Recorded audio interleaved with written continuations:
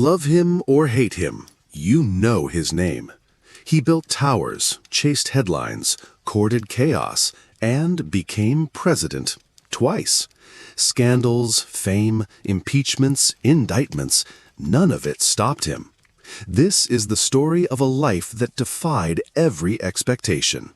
How did Donald Trump etch his name into history?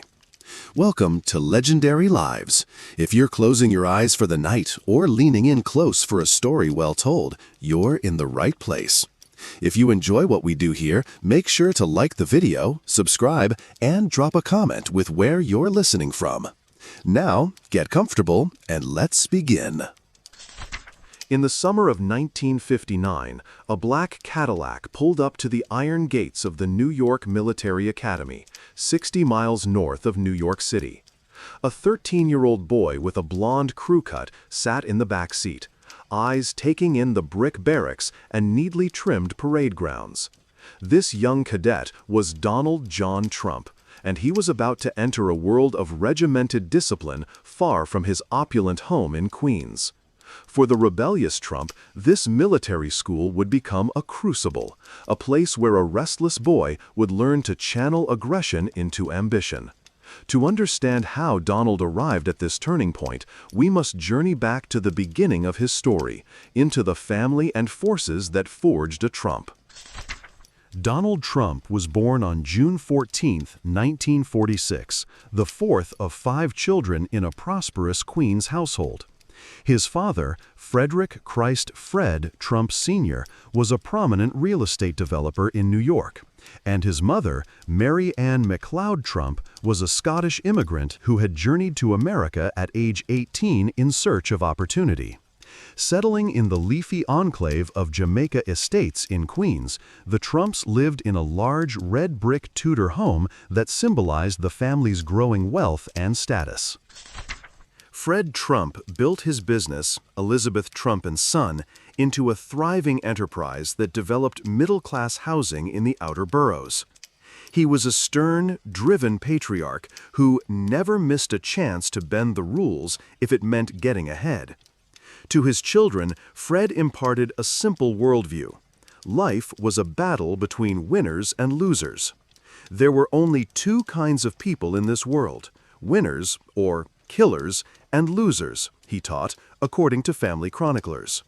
From a very young age, Donald absorbed this creed. He watched his father work relentless hours and heard him preach the virtue of toughness. Winning was everything.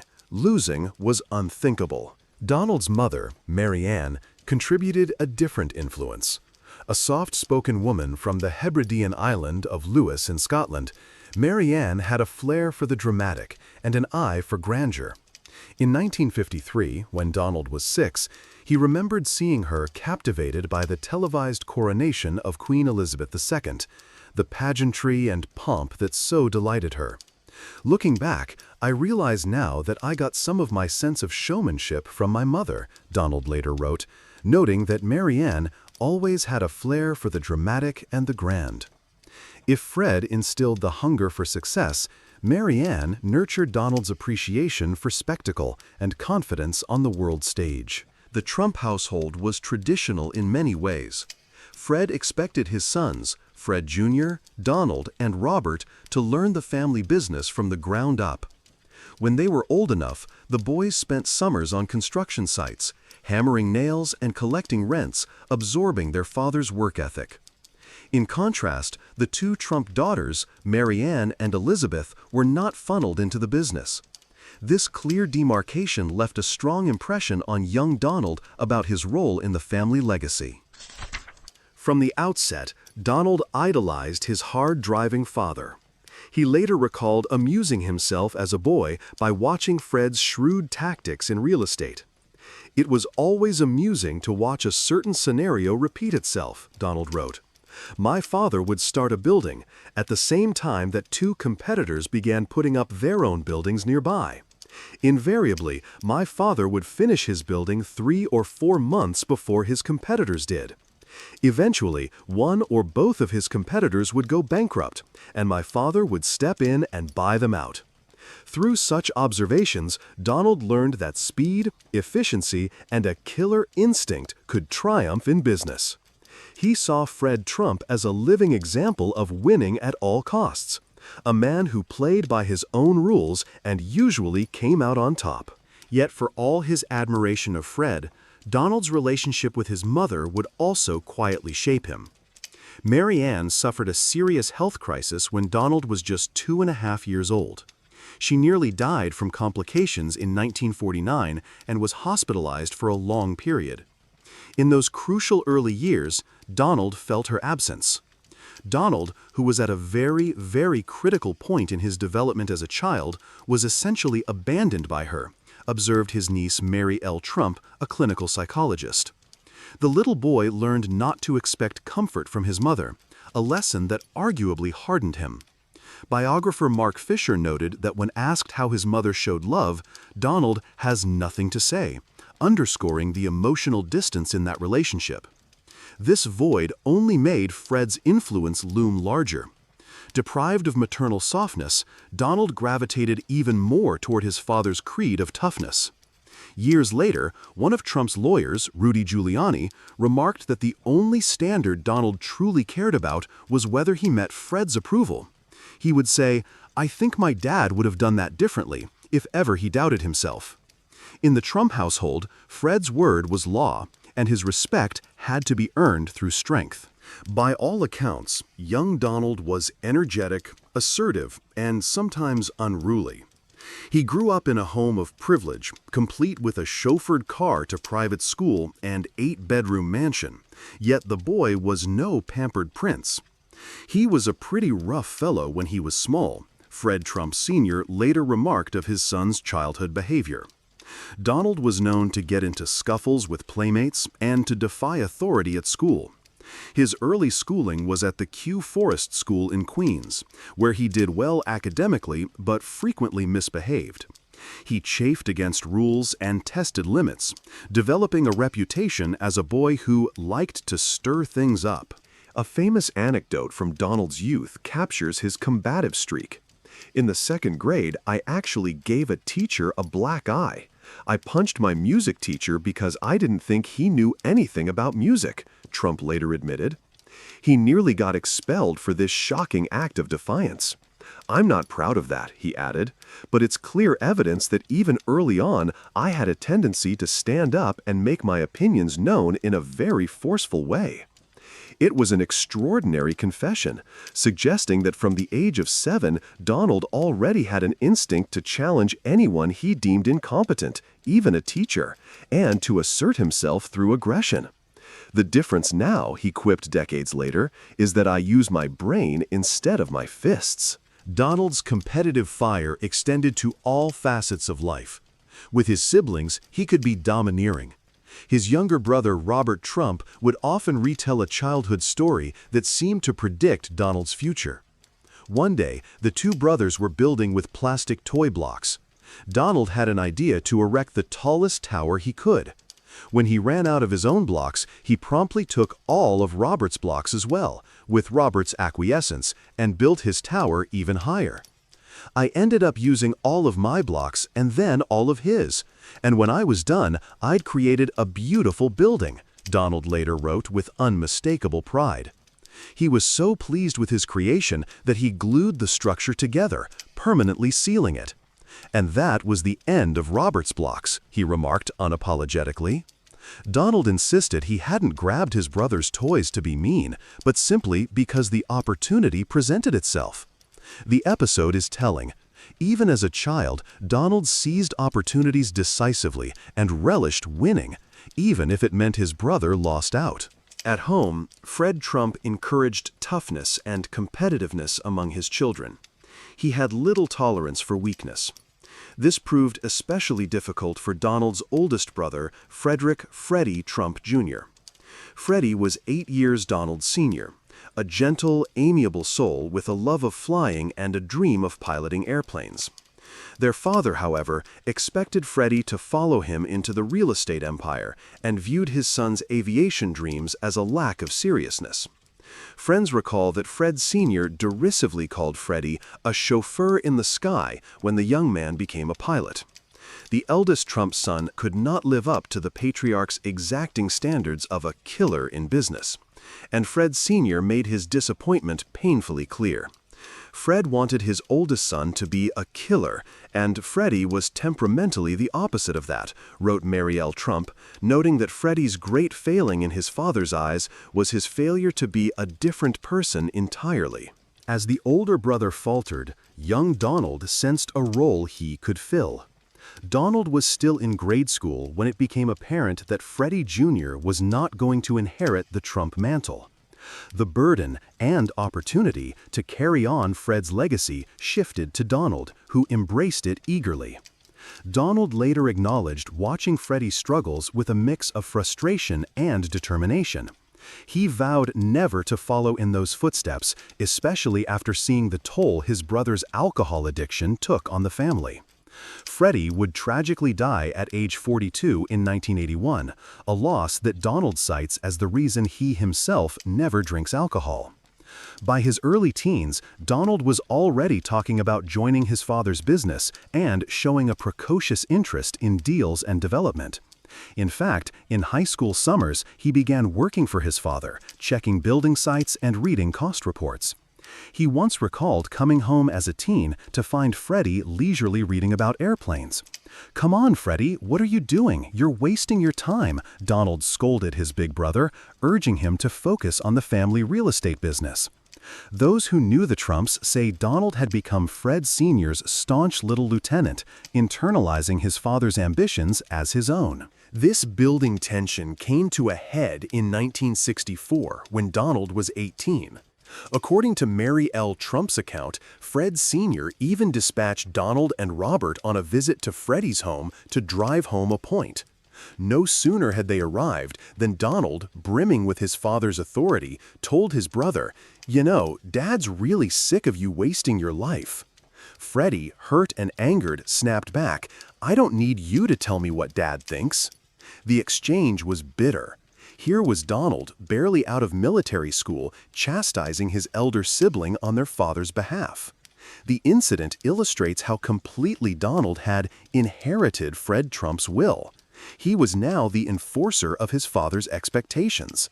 It was a formative conflict in the family, one that underscored the theme of inheritance of will.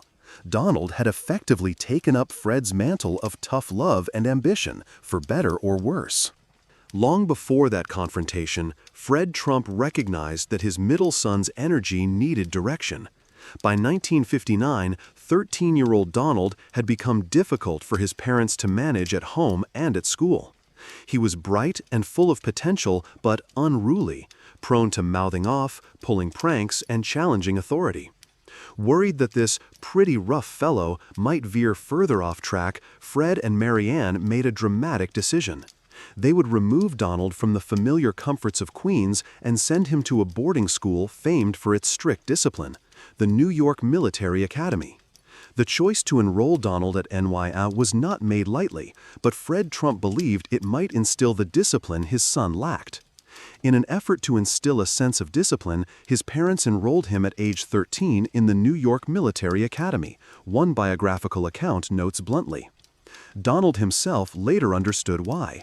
"I was very rebellious," he conceded in an interview about that period.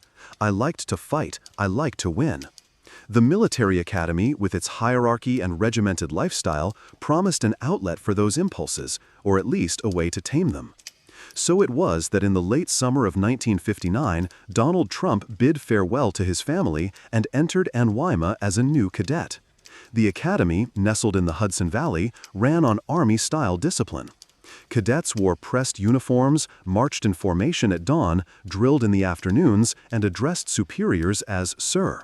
For a brash teenager used to luxury and lenience at home, this was a shock to the system.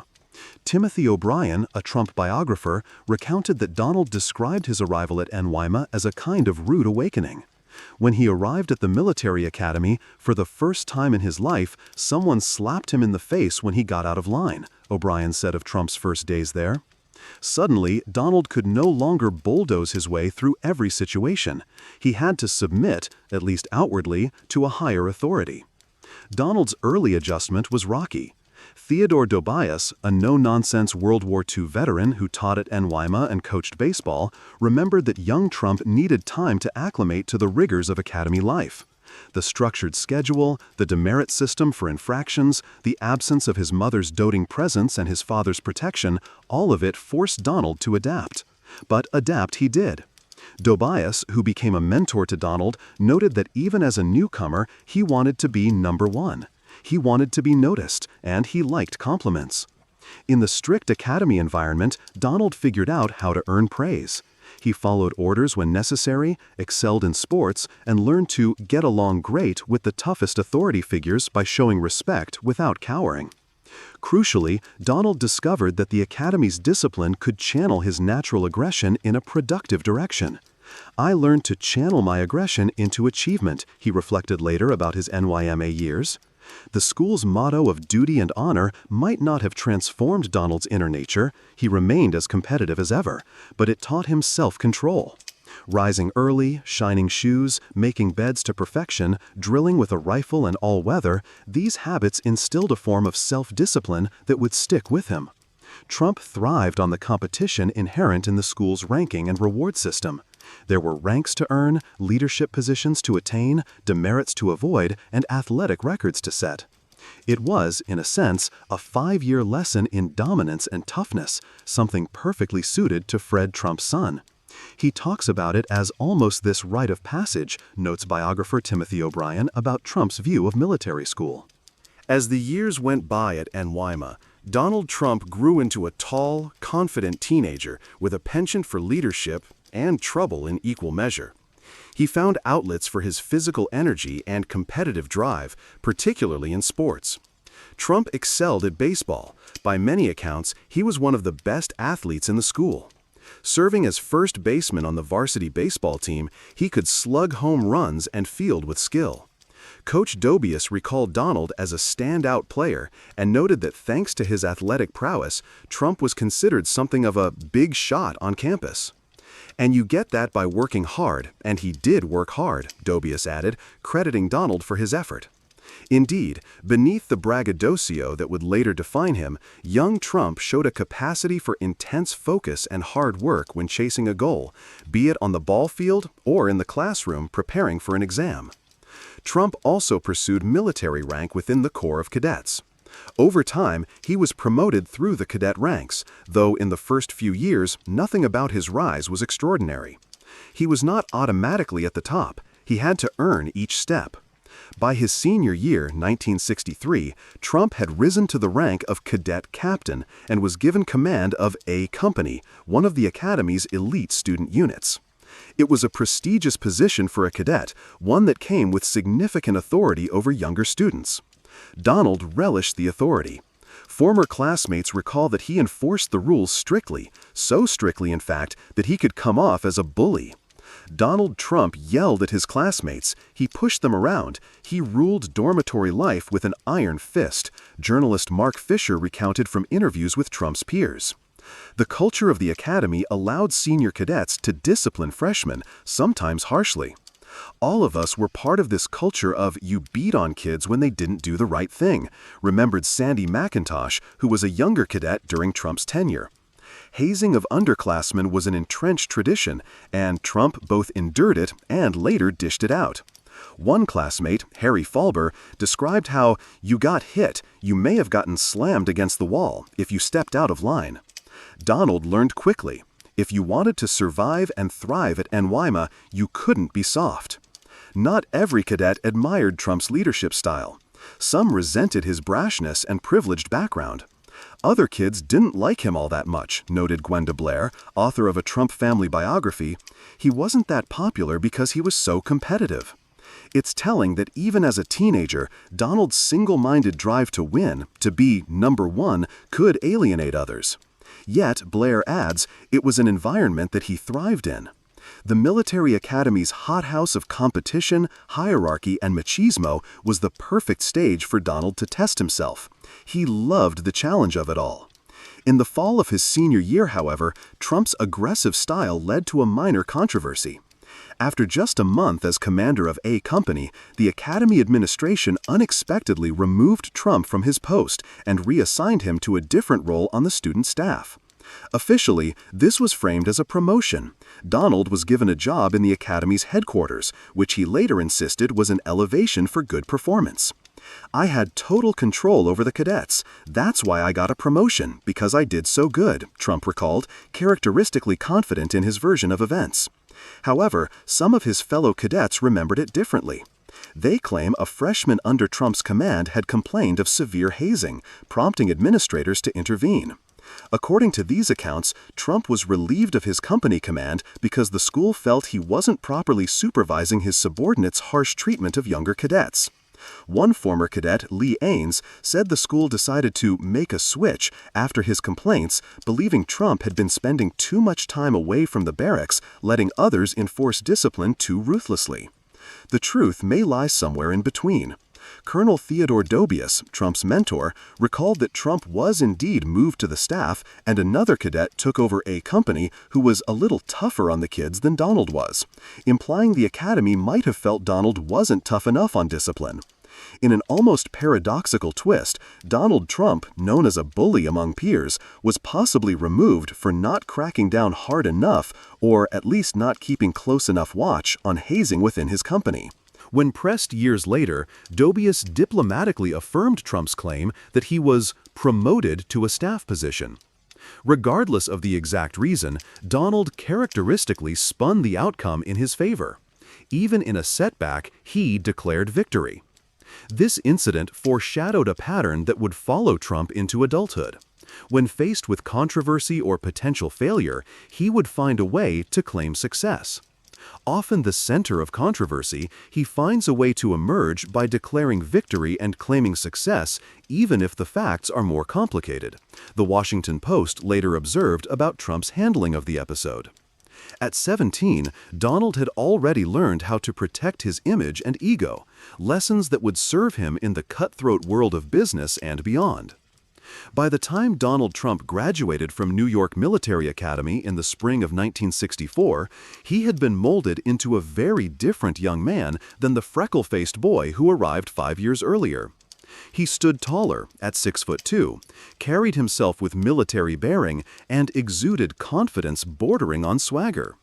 He had proven he could thrive under pressure and strict regimentation. "I did very well under the military system," Trump reflected later. "I became one of the top guys at the whole school." Indeed, he finished his senior year as a cadet captain and a star athlete, accomplishments that filled both him and his father with pride. The Academy was the extent of Donald's military experience. He did not go on to serve in the armed forces, but he often spoke of those years as if they were formative military training. "It provided me more training militarily than a lot of the guys that go into the military," he claimed of his high school years. While that statement drew skepticism, there is no doubt that NYMA left a deep imprint on Trump's character. It reinforced his belief in hierarchy, toughness, and the effectiveness of intimidation, values Fred Trump had long been inculcating in him. As Chapter 1 draws to a close, a clear theme emerges. Donald Trump's early life was defined by the inheritance of will from his family and the crucible of discipline in his youth. He was shaped by a formidable father who preached winning above all, a mother who quietly imparted showmanship and worldliness, and a family dynamic that rewarded strength while punishing weakness. The young Donald learned to channel his brash energy, first into childhood mischief, then into competitive achievement. His formative conflicts, whether scuffles with teachers or rivalry with his brother, only hardened his resolve to come out on top. By age 18, Donald John Trump had transformed from a rebellious boy into an ambitious young man poised to make his mark. The lessons of his upbringing were etched into his character. He had felt the sting of discipline and discovered the power of dominance. He had witnessed the cost of falling short, as in Freddie's sad fate, and swore to himself he would never be a loser in his father's eyes or anyone else's. In the next chapters, Donald will carry this inherited drive and hard-earned confidence forward, from the parade grounds of a military academy to the concrete canyons of Manhattan. But even as he steps into the wider world, off to college and then into his family's business, the influence of Chapter 1 of his life remains ever present. It is the story of a willful child forged into a young man, armed with ambition, discipline, and the unwavering belief that he was born to be a winner. Donald Trump's early journey from Queens to New York Military Academy set the stage for everything to come. Inheritance of will, the making of a Trump, was now complete, and Donald was ready to write the next chapter of his extraordinary life, propelled by the legacy and lessons of his youth. Donald Trump's college years and early career saw him learning to build, not only in the literal sense of construction projects, but in shaping his identity, honing his ambitions, and laying the foundation of an empire. From the classrooms of Fordham and Wharton to the gritty work sites of his father's outer borough apartments, young Trump absorbed lessons in discipline, strategy, and showmanship. By the late 1970s, these lessons would culminate in his first major independent triumph, the deal to transform Manhattan's aging Commodore Hotel into the glittering Grand Hyatt. It was a chapter defined by education, mentors like Fred Trump and Roy Cohn, calculated risks, and the first bold strokes of the Trump brand. In the fall of 1964, 18-year-old Donald Trump entered Fordham University in the Bronx. He spent 2 years at Fordham, but he had his sights set higher. In 1966, he transferred to the University of Pennsylvania's Wharton School of Finance, which he later described as probably the hardest school there is to get into. In truth, gaining admission had been smoothed by family connections. A friendly Wharton admissions officer and close friend of Trump's older brother Freddie agreed to interview Donald as a favor. Fred Trump Sr. even accompanied his son to the interview in Philadelphia, eager to ingratiate himself and ensure his son's entry into the Ivy League. Donald got in, and in 1966 he arrived on Penn's campus carrying himself with confidence, a neatly dressed young man often seen with a briefcase in hand. At Wharton, Trump was focused less on textbooks and more on practical experience. Classmates later recalled that he kept a relatively low profile academically. He was not in any kind of leadership. I certainly doubt he was the smartest guy in the class, one peer said. Trump himself was underwhelmed by his classmates. As he wrote years later in The Art of the Deal, it didn't take long to realize that there was nothing particularly awesome or exceptional about my classmates, and that I could compete with them just fine. If Wharton's elite reputation intimidated some, Trump claimed it only fueled his self-assurance. Confidence is one of the things you learn at Wharton, he told Penn students in a campus talk. The young man from Queens quickly decided that Ivy League credentials were overrated. Useful for prestige perhaps, but no substitute for street smarts and ambition. Trump's ambition was on full display in the classroom. Louis Calamares, a Wharton classmate, recalled a professor once asking students why they were taking his course. Trump stood up and boldly declared, "I'm going to be the king of New York real estate." The remark drew eye rolls from some classmates, but it was a genuine glimpse of his confidence. He already saw his future beyond the campus gates, across the river in Manhattan's skyline. Outside of classes, Donald lived more like a young businessman than a typical student. He shunned college parties and protests. Even as many peers demonstrated against the Vietnam War, Trump stayed away from the fray. He lived off campus in a modest, run-down apartment, reportedly infested with roaches, and often returned to New York on weekends to work with his father. He generally stayed in after classes, watched the talk show host Johnny Carson, and went to sleep. Biographer Michael D'Antonio noted of Trump's routine. One classmate remembered Trump as a really nice, low-key guy, very self-effacing in those days, someone who seemed serious about his goals. He even went on a brief blind date with future actress Candice Bergen. While at Penn, she later described Trump as nice, but recalled that it was a very short evening. By the time Donald graduated with a BS in economics in May 1968, he had left little impression on Penn academically. No honors, no dean's list.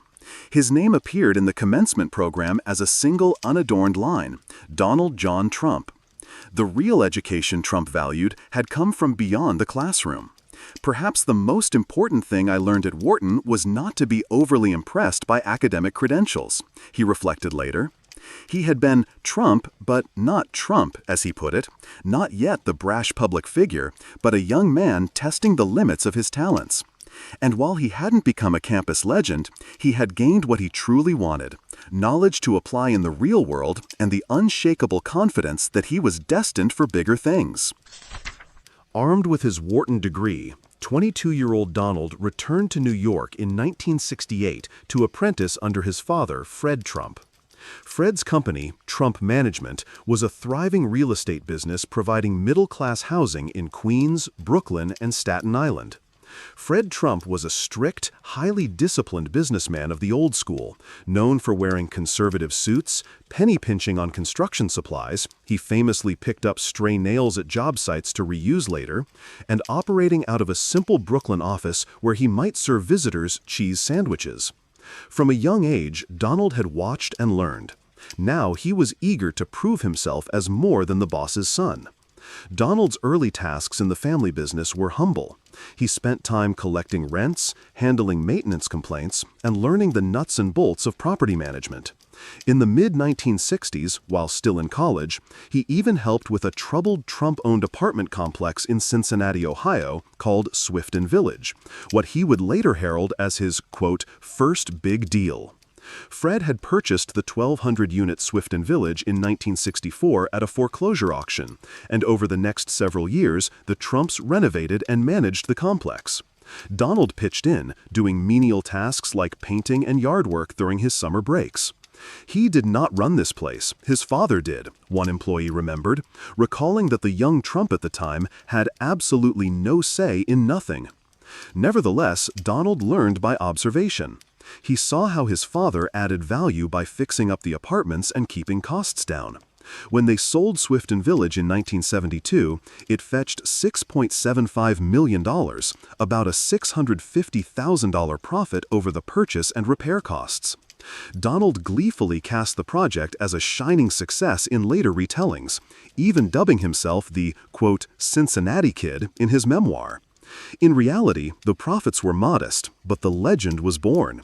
It was an early lesson in Trumpian storytelling. Polish the facts, play to people's fantasies, and frame every win as larger than life. Within a few short years, Donald Trump's responsibilities and ambitions grew.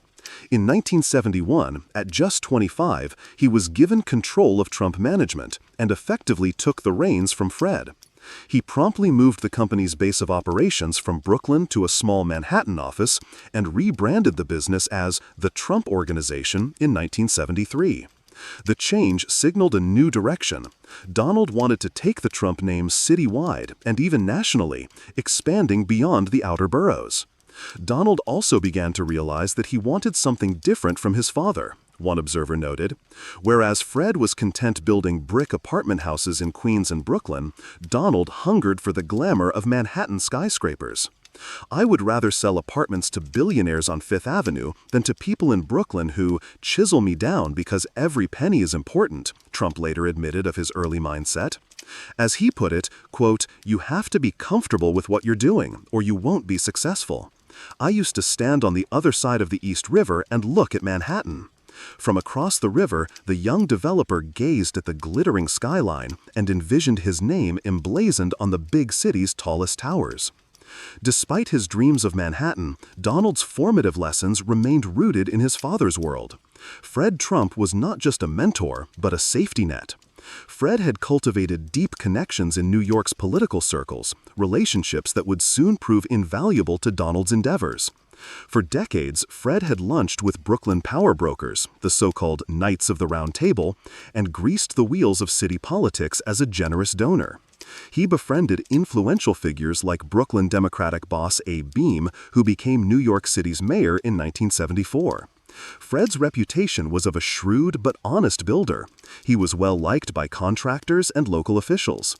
People liked my father. Having people who respected and liked your father was certainly a positive for me, Donald later reflected. Along with connections, Fred provided capital and credibility. As Donald embarked on riskier projects, Fred quietly guaranteed loans and even directly financed deals behind the scenes. On Donald's first Manhattan project years later, Fred had to sign the financing documents and put up guarantees, reminding everyone that the elder Trump's backing was still behind his son. Donald would proudly say in interviews that he started his empire with a small loan of $1 million from his dad. In truth, Fred's support was far larger, both in dollars and in the doors he opened. But as Donald saw it, quote, "much more important than money was the knowledge he gave me." Every day working under his father, Donald was learning how to build. Not just buildings, but build deals, build connections, and build the Trump name. In the early 1970s, as Donald Trump sought to expand his family's real estate empire, he faced challenges that would shape his combative style and public image. One pivotal episode came in 1973 when the U.S. Justice Department filed a lawsuit accusing the Trumps of discriminatory housing practices. Testing his nascent leadership, the young Trump suddenly found himself in serious legal trouble alongside his father. The government's investigation had gathered evidence that Trump-owned apartment complexes were systematically denying rentals to African Americans. Applications from black tenants were allegedly marked with a covert C for colored and discarded. Testers sent by the DOJ had been told falsely that units were no longer available. In the blunt assessment of biographer Michael D'Antonio, the government had the Trump organization nailed. Fred Trump's instinct, and that of their regular attorneys, was to settle the case quietly and move on. But Donald had other ideas. Determined to protect the Trump name from admitting wrongdoing, he made a fateful decision. He brought in Roy Cohn, a notorious New York lawyer famed for his ruthless tactics and political connections. Roy Cohn had been Senator Joseph McCarthy's aggressive counsel during the 1950s Red Scare, and by the 70s he was a well-connected fixer in New York's legal scene. Cohn became Donald's mentor in combat. When they met, Roy said to him, "You might be guilty. It doesn't matter. Go after the Justice Department. Don't ever admit guilt," recalled Cohn's cousin, David Marcus. Cohn advised Trump to attack with full force rather than cooperate. Deny everything, counterattack, and never concede an inch. Donald Trump embraced this hardball strategy wholeheartedly. He was totally taken by Cohn's philosophy to fight it, just deny everything and fight. Under Cohn's guidance, Trump went on the offensive. He brazenly countersued the federal government for $100 million, accusing the DOJ of defamation. In the press, Donald vehemently denied the charges, insisting, "I have never, nor has anyone in our organization ever, discriminated or shown bias in renting our apartments." The young developer, who had been taught to be polite and deferential by his father, was now learning a new lesson: the power of the fight. If somebody attacks him, he attacks back 10 times as hard, journalist Peter Baker noted of Trump's enduring approach. This battle was Trump's baptism by fire in the public arena. He discovered that by ignoring the facts and going after your attacker, as Cohn coached, you could turn a losing position into a stalemate or even a PR win. Legally, Trump's aggressive gambit yielded a compromise. After 2 years of dueling in court and in the headlines, the Trumps signed a consent decree in 1975, agreeing to change their rental practices and proactively offer apartments to minority applicants. Importantly to Donald, the settlement included no admission of guilt. Roy Cohn spun it as a victory. According to Marcus, Cohn boasted that Trump had been vindicated, even though in reality the government accomplished its aims without a formal confession. But in the court of public opinion, Donald learned he could claim victory simply by outshouting and outmaneuvering his opponent. This episode cemented several patterns in Trump's identity: a distrust of authority, a belief in the value of personal publicity, and an almost pugilistic instinct to protect his brand at all costs. Years later, observers would trace Trump's never-back-down political playbook to the lessons he absorbed from Roy Cohn in 1973. It became, as one headline put it, all about the fight. Trump himself would acknowledge Cohn as a major influence, once remarking, "Roy was an encourager. He encouraged me to be tough," a mantra he took fully to heart. Even as the discrimination case raged, Trump's focus was fixed on bigger horizons. He was determined to break into the Manhattan real estate scene. In the mid-1970s, New York City was grappling with economic crisis. Property values were depressed, crime was high, and many once grand properties were deteriorating. To Donald Trump, this looked less like chaos and more like opportunity. Bad times did not scare him. In fact, he sensed that if he could strike a deal in a down market, it would catapult him out of his father's shadow. "I could deliver the goods," he told himself, trusting in his own talent and his father's backing. One of his early Manhattan forays was an ambitious, but ultimately unrealized, plan to develop the Penn Central rail yards on Manhattan's west side. In 1974, the Penn Central Railroad was bankrupt and selling off assets. Trump boldly obtained an option on the sprawling rail yard with visions of new skyscrapers dancing in his head. The project never materialized at that time. Financing and city approvals proved elusive. But it established Trump's presence among the big players scouting New York's beleaguered real estate for gems. Amid these early ventures, Trump's personal life also began to take shape in ways that complemented his budding brand. In 1976, at a trendy Manhattan restaurant, he met Ivana Zelničkova, a former Czech Olympic skier and model. Ivana was beautiful, ambitious, and energetic, qualities Donald admired. The two married in April 1977. With Ivana by his side, Trump had a partner who understood showmanship and would later help polish the Trump image. Ivana would play roles in his business and famously quip, "Don't get mad, get everything," during their divorce, encapsulating the Trumpian blend of wit and ruthlessness. For now, their union signaled that Donald was no longer the cadet at military school or the college kid from Queens. He was a young Manhattan businessman with a glamorous wife, making his first splash in high society. The Trump name was becoming a fixture in gossip pages and real estate columns alike. Donald cultivated press coverage for even minor deals, always eager to see his accomplishments and his confidence in print. As one early publicist observed, Trump had a knack for marketing and an innate sense that his name itself could be an asset. Indeed, as developer Peter Calico later remarked, Fred was a builder. Donald is also a builder, but he's more than that. He's a great marketer. He made the name worth something. The late 1970s set the template. Trump would build buildings, but he would also build a brand and a persona larger than life.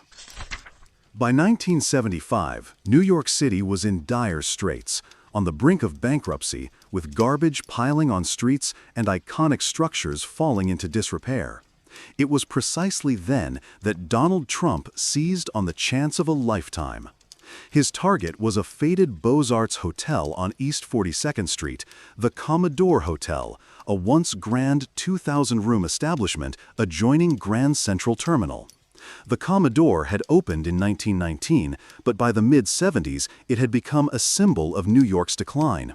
Its lobby was so dingy it looked like a welfare hotel, Trump later wrote.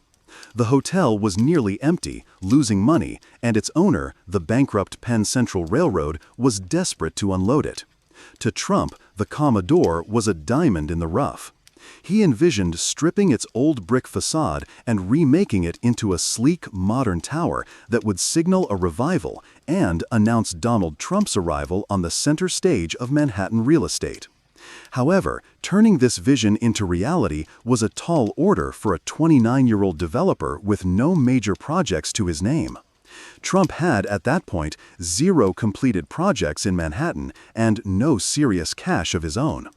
Banks were unwilling to finance big developments in a city so financially troubled, especially not for an inexperienced builder in the middle of a recession. Donald's great asset, though, was something intangible. his father's political clout and connections. His bid for the Commodore would test just how far Fred Trump's influence could go in Manhattan's corridors of power. Trump's plan was bold and hinged on partnership. He approached the Pritzker family, owners of the Hyatt hotel chain, with a proposal. If Hyatt would join him, they could acquire and completely refurbish the Commodore into a new luxury hotel, what would become the Grand Hyatt New York. At the time, Hyatt was eager to enter the New York market. It was one of the last major hotel brands without a presence in the city. Still, the Pritzkers were initially skeptical of Trump. He was young, brash, not an obvious business partner for the genteel Chicago-based family. But Trump had two things to offer: a prime location, if he could secure the Commodore, and a knack for big ideas. He talked up Hyatt's trendy new atrium lobby designs. The Pritzkers had pioneered the soaring atrium concept in their hotels, which Trump loved. More importantly, Trump promised he could deliver an unprecedented deal from the city that would make the numbers work. Securing the Commodore would require navigating both bankruptcy negotiations and City Hall politics. In 1975, Trump obtained a tentative agreement from Penn Central's trustees to option the hotel for $10 million, but everything hinged on getting tax relief. The hotel was a money loser. No private developer would take it on without a significant incentive. Fortunately for Trump, Mayor Abe Beame, an old friend of Fred Trump, was looking for ways to spur development during the crisis. In early 1976, Beame's administration rolled out a program to grant tax abatements for new projects that could revitalize the city. Donald Trump was the first developer to request such a tax break under the program. Behind the scenes, Fred Trump's influence loomed large. Beame, the mayor, had known Fred for years through Brooklyn politics, and one deputy mayor championing the abatement plan, Stanley Friedman, was also tied into the Trump network. As one account described, Beame once put his arms around Fred and Donald and said, "Whatever my friends Fred and Donald want in this town, they get." It was a jaw-dropping assurance, but it reflected reality. The Trumps had enormous clout in City Hall. Trump leveraged every connection. He enlisted the help of a lawyer bureaucrat named Mike Balkin, who devised a creative structure. The New York Urban Development Corporation, a state agency, would officially take ownership of the Commodore and lease it to Trump and Hyatt for 99 years, tax-free. This clever workaround meant the project would enjoy a 40-year, 100% tax abatement, an unheard-of deal for a private commercial project. In essence, Trump negotiated that the hotel would pay no property taxes for decades, saving the developers an estimated $56 million over time. Even in a city used to political favors, this was extraordinary. No commercial property in New York had ever received such a tax break, wrote journalist Michael Cruz, who noted that only Fred Trump's behind-the-scenes sway could have gotten it serious consideration. A former city councilman, Henry Stern, recalled that the political establishment was so intertwined with the Trumps that hardly anyone opposed the deal. "Most of my colleagues were part of the Democratic machine, and the rest just didn't care," he said. In April 1976, as the Commodore closed its doors for good due to mounting losses, the New York City Board of Estimate approved Trump's tax abatement deal. The path was cleared for Trump and Hyatt to acquire the property. There was one more hurdle: convincing the state's UDC, led by Richard Ravitch, to bless the arrangement. Ravitch was a respected real estate figure. His family's firm had even built some Fred Trump projects years before. Initially, Ravitch was not inclined to give a sweetheart deal to a young upstart.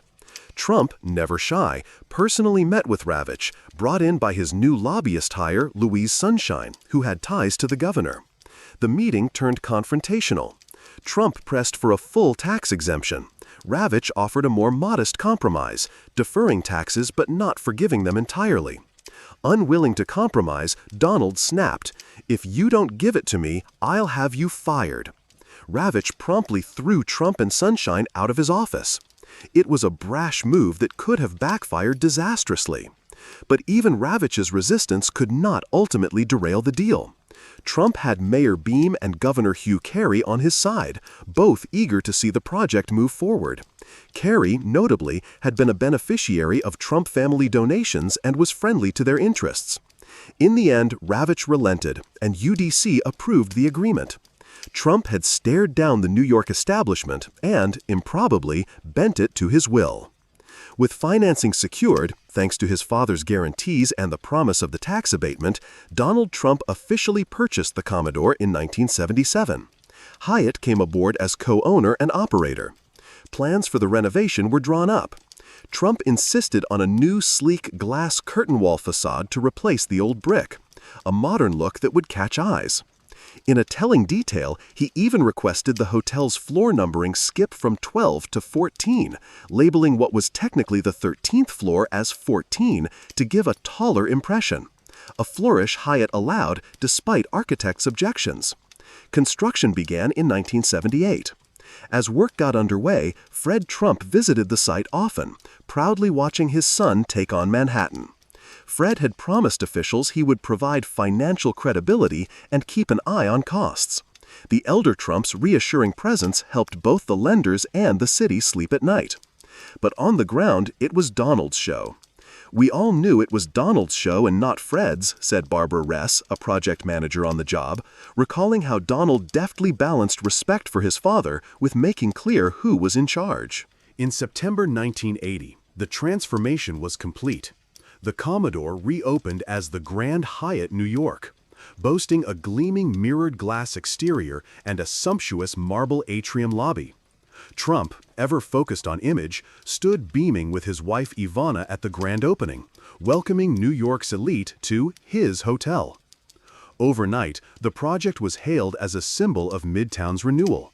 The once dingy corner by Grand Central now sparkled, and so did Trump's reputation. The New York Times noted that the Grand Hyatt's opening coincided with an upswing in the entire neighborhood's fortunes. Donald Trump had proved that he could take on a risky venture that seasoned developers had shunned and make it a success. One real estate expert quipped at the time, "If Trump could pull off the Commodore deal in such tough times, you could call him the William Zeckendorf of bad times." The comparison to Zeckendorf, a legendary New York developer of the mid-20th century, was not lost on Donald.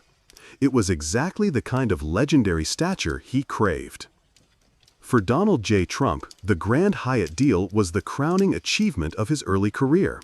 In it were all the elements that would come to define his approach: an uncanny ability to spot potential where others saw blight, a willingness to take bold risks, the savvy to leverage political connections and public incentives, and an unrelenting drive to promote his success. It was also his first real step out of Fred Trump's long shadow.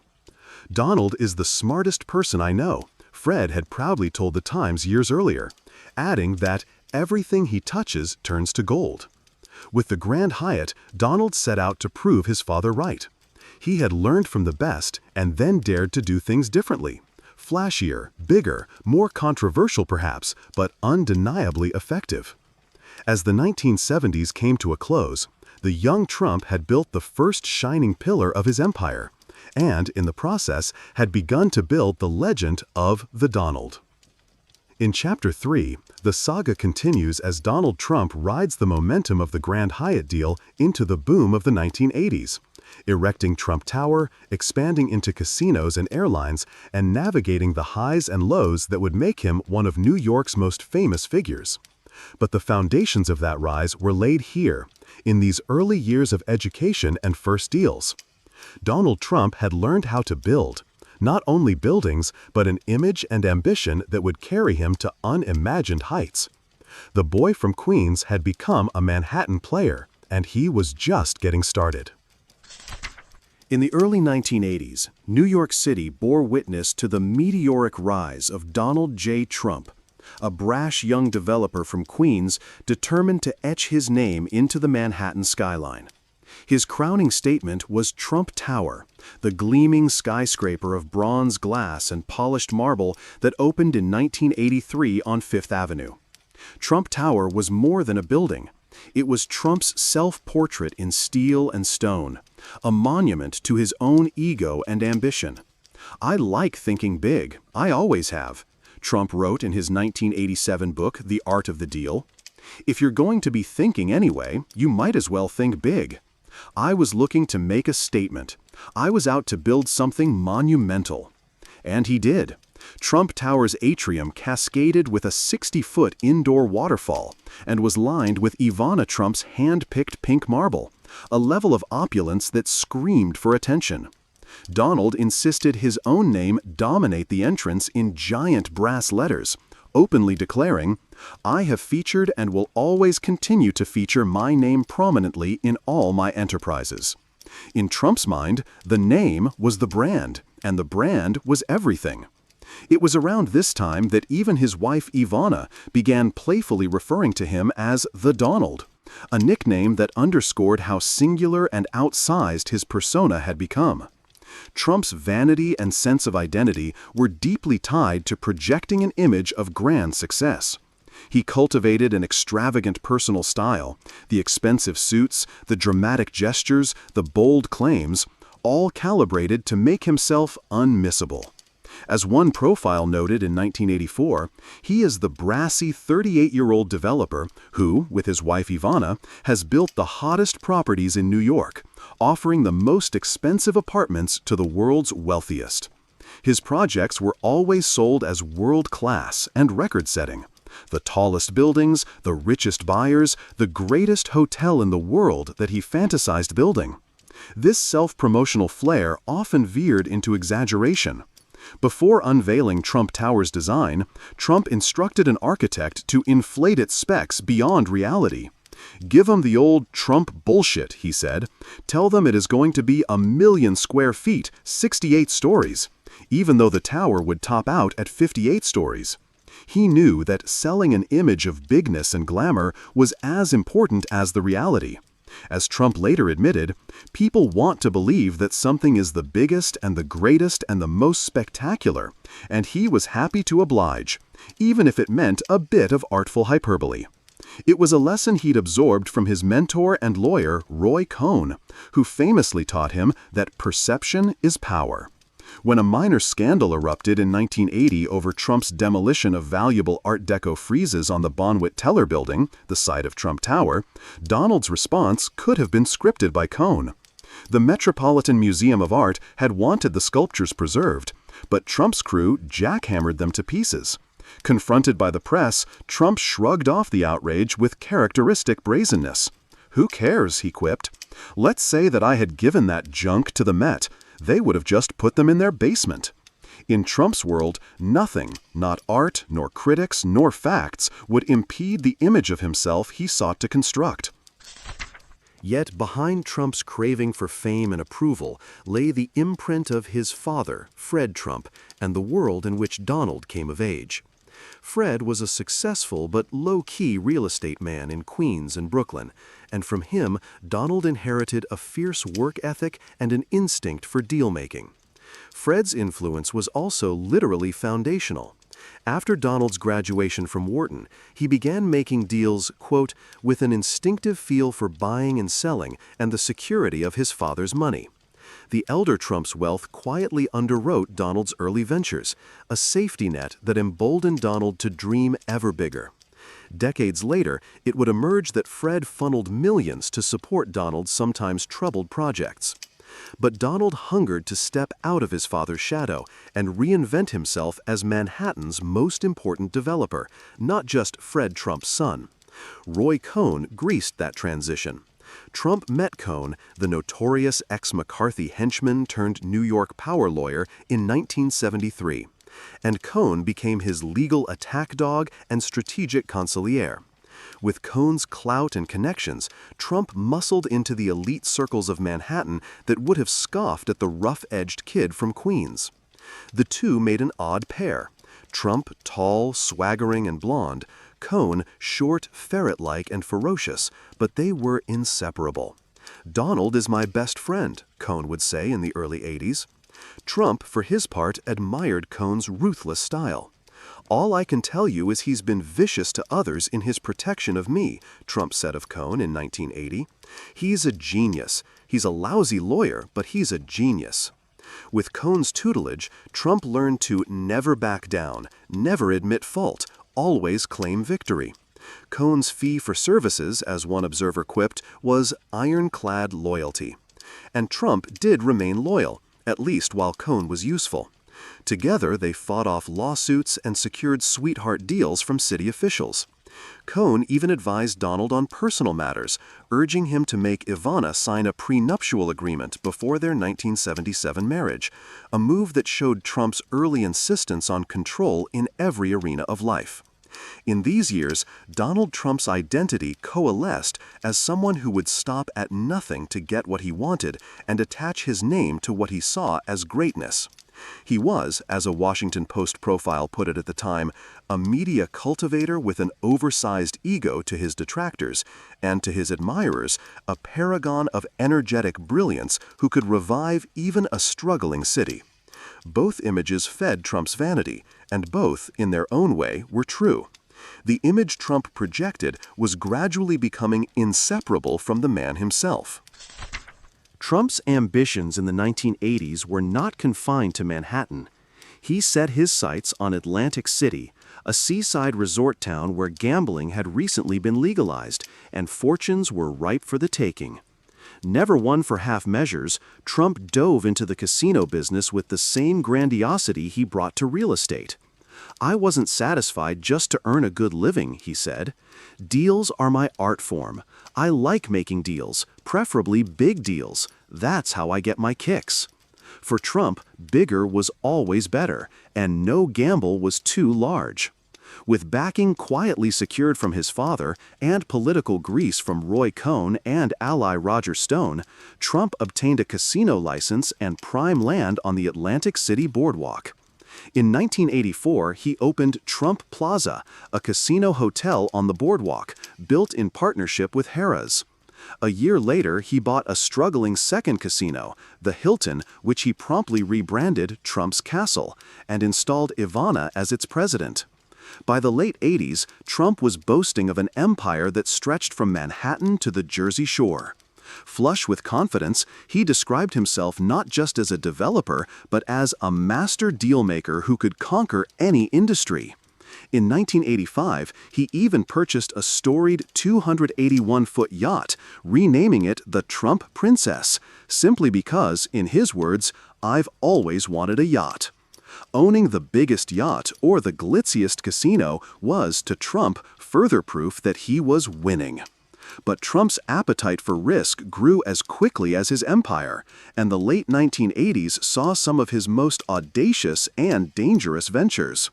Perhaps the boldest was the Trump Taj Mahal, a gargantuan casino resort that Trump envisioned as the crown jewel of Atlantic City. In 1988, he acquired the half-finished Taj Mahal project and vowed to complete it on a scale the world had never seen. "This will be the 8th wonder of the world," Trump declared at the lavish opening in April 1990. The Taj Mahal was indeed jaw-dropping, decked in marble and gold with soaring minarets evoking the fabled Indian palace, and Trump basked in its $1 million launch fireworks and fanfare. Yet behind the scenes, the project was a financial house of cards. Trump had financed the Taj with $700 million in junk bonds, a high-interest gamble that meant the casino needed to generate an unprecedented $1 million in revenue per day just to service its debt. This was Trump's pattern now: reach for spectacular heights by piling on equally spectacular risk. As one banker later quipped, he has this high tolerance for leverage and debt that most of us would find unbearable. Trump, however, exuded absolute confidence. He seemed convinced that his personal Midas touch would alchemize debt into wealth. "I protect myself by being totally flexible," he said of his business style, "and I keep a lot of balls in the air because most deals fall out." In other words, if one grand plan teetered, he always had another coming, an inherently high-wire approach that could lead either to triumph or collapse. Trump's ambition wasn't limited to casinos. In 1985, he made a splash in sports by purchasing the New Jersey Generals, a team in the upstart USFL Football League. Never content as a mere owner, Trump quickly became a driving force in the league's strategy. With trademark bravado, he lured marquee players with big contracts and then pushed the USFL to go head-to-head against the NFL. In 1986, under Trump's influence, the USFL filed a dramatic antitrust lawsuit against the NFL, seeking $1.3 billion in damages. Trump's gambit was classic him, an all-or-nothing play for dominance. The result was a fiasco. The USFL won the lawsuit in name, but was awarded only $1, tripled to $3, in damages, effectively bankrupting the league. Trump, however, famously spun even this defeat as a kind of victory, claiming the moral high ground against the NFL. This pattern, bold moves with shaky outcomes, became increasingly evident. In 1988, Trump acquired the Plaza Hotel in Manhattan for over $400 million, at the time a record sum for a hotel, and openly confessed, "I haven't purchased a building, I've purchased a masterpiece, the Mona Lisa." The purchase was pure ego. "I just had to have it," he admitted, even as analysts warned he overpaid. That same year, he launched Trump Shuttle, buying Eastern Airlines' Northeast Air Shuttle operation. Aviation was outside his real estate expertise, but Trump's supreme self-confidence convinced him he could run an airline better than the industry veterans. He promptly adorned the planes with Trump in bold livery. By decade's end, he owned an airline, a yacht, 3 casinos, marquee properties, and had his name on everything from steaks to board games. No arena seemed off limits. With every success, however, Trump's risks multiplied. By 1989, storm clouds gathered. The stock market crash of 1987 and a softening real estate market began to strain his heavily leveraged holdings. Yet Trump forged ahead, plowing more borrowed money into the Taj Mahal and new ventures. Privately, some bankers grew nervous about his debt load. Publicly, Trump remained the picture of limitless ambition. In fact, he started hinting at ambitions beyond business. He provocatively took out full-page newspaper ads in 1987 lambasting U.S. foreign policy and allied nations for taking advantage of America, stoking speculation that he might one day enter politics. And in interviews, he bragged that he could solve geopolitical problems if given the chance. In one 1984 interview, Trump mused about being the U.S. negotiator in nuclear arms talks with the Soviet Union. He was sure, he said, that he'd do a better job than the diplomats. "It would take an hour and a half to learn everything there is to learn about missiles. I think I know most of it anyway," Trump declared with supreme confidence. "You're talking about just getting updated on a situation." The interviewer noted that Trump claimed even complex world affairs could be mastered with a crash course, a striking window into his ego. Trump even revealed that Roy Cohn really wants me to do this. I'd do it in a second. Roy Cohn, ever the promoter, was encouraging Trump's budding political pretensions. Indeed, Cohn had predicted that Donald Trump was a meteor rising from New York that's going to go on to touch every part of the country and part of the world. Trump's own actions suggested he believed it. He was no longer just a developer. He was playing a character named Donald Trump, a man who could do anything, build towers, run casinos, sue the NFL, maybe even negotiate with superpowers. It was exhilarating. It was also increasingly fraught with danger. His empire's financial foundation was far shakier than the gleaming facade suggested. But Trump was barreling forward, convinced, as always, that bigger bets would yield bigger wins, and that if trouble came, he could swagger his way out of it. Through all of Trump's high-flying ventures, one constant in the 1980s was his obsession with control and loyalty. Trump demanded absolute control over his businesses, his public image, and even those in his inner circle. Conversely, he rewarded loyalty, so long as it served him, and could turn brutally cold toward anyone he perceived as disloyal or no longer useful.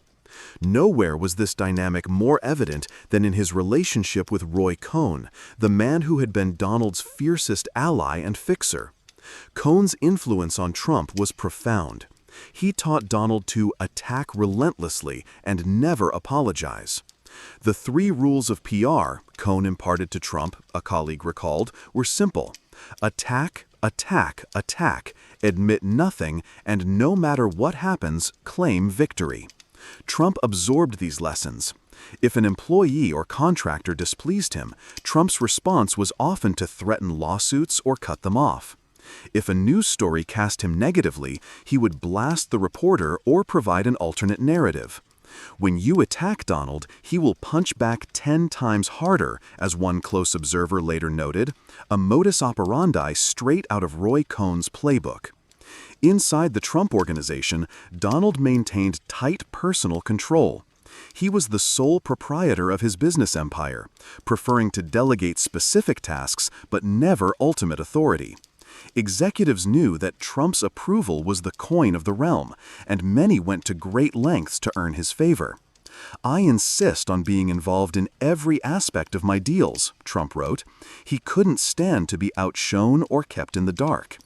This extended even to the tiniest details: the marble color in Trump Tower, the uniforms of casino staff, the font of the Trump logo. Donald had a say in all of it. And he expected intense loyalty from those around him. Longtime Vice President Barbara Ress, who oversaw construction of Trump Tower, recalled that employees were expected to work in Trump's image and mirror his intensity. Roy Cohn, too, valued loyalty above all, and Trump's early loyalty to Cohn was notable. The two would speak 15 to 20 times per day, Trump consulting Cohn on both business and personal matters. Cohn introduced Trump to influential friends, including media magnate Rupert Murdoch, and threw parties that expanded Trump's network. In return, Trump gave Cohn what he craved: proximity to wealth and power, and a celebrated client who made Cohn feel relevant. Trump even stood by Cohn publicly when the lawyer was accused of ethical misdeeds, for a while. But Trump's loyalty had limits. In 1985, Roy Cohn was diagnosed with AIDS, though he insisted to everyone he merely had liver cancer. As Cohn's health and influence waned, Trump began to distance himself. The mentor who had taught Trump to be ruthless found himself on the receiving end of that ruthlessness. By 1986, Cohn was disbarred for a long list of unethical conduct, and his once fearsome influence in New York had evaporated. Sensing his patron was now more liability than asset, Trump cut ties. Donald found out about Cohn's illness and just dropped him like a hot potato. Cohn's longtime secretary, Susan Bell, later recounted bitterly. Cohn, terminally ill and feeling betrayed, reportedly lamented that all his high-powered friends, Donald included, had abandoned him. He died in August 1986, essentially alone and nearly penniless, with Trump notably absent from his final days. The end of Roy Cohn's saga in Trump's life was telling. Trump had learned Cohn's lessons well, including the lesson that one should show no weakness and cut ties when someone can no longer help you. Loyalty, in Trump's world, was a one-way street leading to himself. Trump applied the same ethic to business relationships. In Atlantic City, he was known to play hardball with partners and regulators. He cultivated alliances when they benefited him, donating to politicians of both parties, befriending influential figures, and he just as swiftly discarded or attacked those who crossed him. Contractors who worked on Trump's projects sometimes complained of suddenly being stiffed or sued over disputed bills. Trump would insist he was defending quality or principle. He prided himself on playing tough. As he wrote in Art of the Deal, "My style of deal-making is simple. I aim very high, and then I just keep pushing and pushing and pushing to get what I'm after." Compromise was not in his vocabulary. "I'm not big on compromise. Often, compromise is the equivalent of defeat," Trump told a magazine in 1988. This uncompromising drive inspired fierce devotion in some employees and fear in others. People who worked for Trump learned to either ride his wave or be crushed by it. Nowhere was Trump's need for control more obvious than in his marriage to Ivana. From the start, Donald made it clear that while Ivana was his partner, he was in charge. Roy Cohn had ensured Donald protected his assets with that prenup, and Donald's traditional expectations for his wife were evident. Yet Ivana Trump was no passive trophy spouse. She was intelligent, strong-willed, and, as one friend said, every bit as ambitious as Donald and every bit as committed to creating herself. Ivana had joined Donald's business enthusiastically. "I told him I want a job. Give me any job. I can't sit at home," she told a friend. She became an integral part of the Trump operation, overseeing interior design at Trump Tower, managing the Plaza Hotel after Trump bought it, and running Trump's Castle Casino. In public, the Trumps were the ultimate 1980s power couple. Golden-haired, expensively dressed, photographed at charity galas and movie premieres. Ivana's Czechoslovakian glamour and Donald's braggadocio made them tabloid royalty. They headlined Trump's biggest real estate project, Trump Tower. As he expanded into Atlantic City, she became CEO of one of the casinos. And back in Manhattan, she took charge of the iconic Plaza Hotel, one summary noted of their teamwork. Donald often praised Ivana's capabilities, and even credited himself for that. "I love creating stars," he mused in one interview, "and to a certain extent, I've done that with Ivana." But as Ivana's profile grew, tensions emerged. Donald's ego simply did not allow sharing the spotlight indefinitely. "It was very refreshing. He had this powerful woman by his side," recalled Anthony Scaramucci of the early years. "But it grew tiresome for him, because there are no co-stars in Trump's orbit. There's only one spotlight, and it's on him." By the late 80s, hints of strain were visible behind the power couple facade. Ivana was asserting herself more in the business, and Donald bristled at any challenge to his supremacy, even from his wife. During the massive renovation of the Plaza Hotel, which Ivana oversaw as president, Donald's temper flared at what he perceived as her missteps, or perhaps simply the attention she was getting.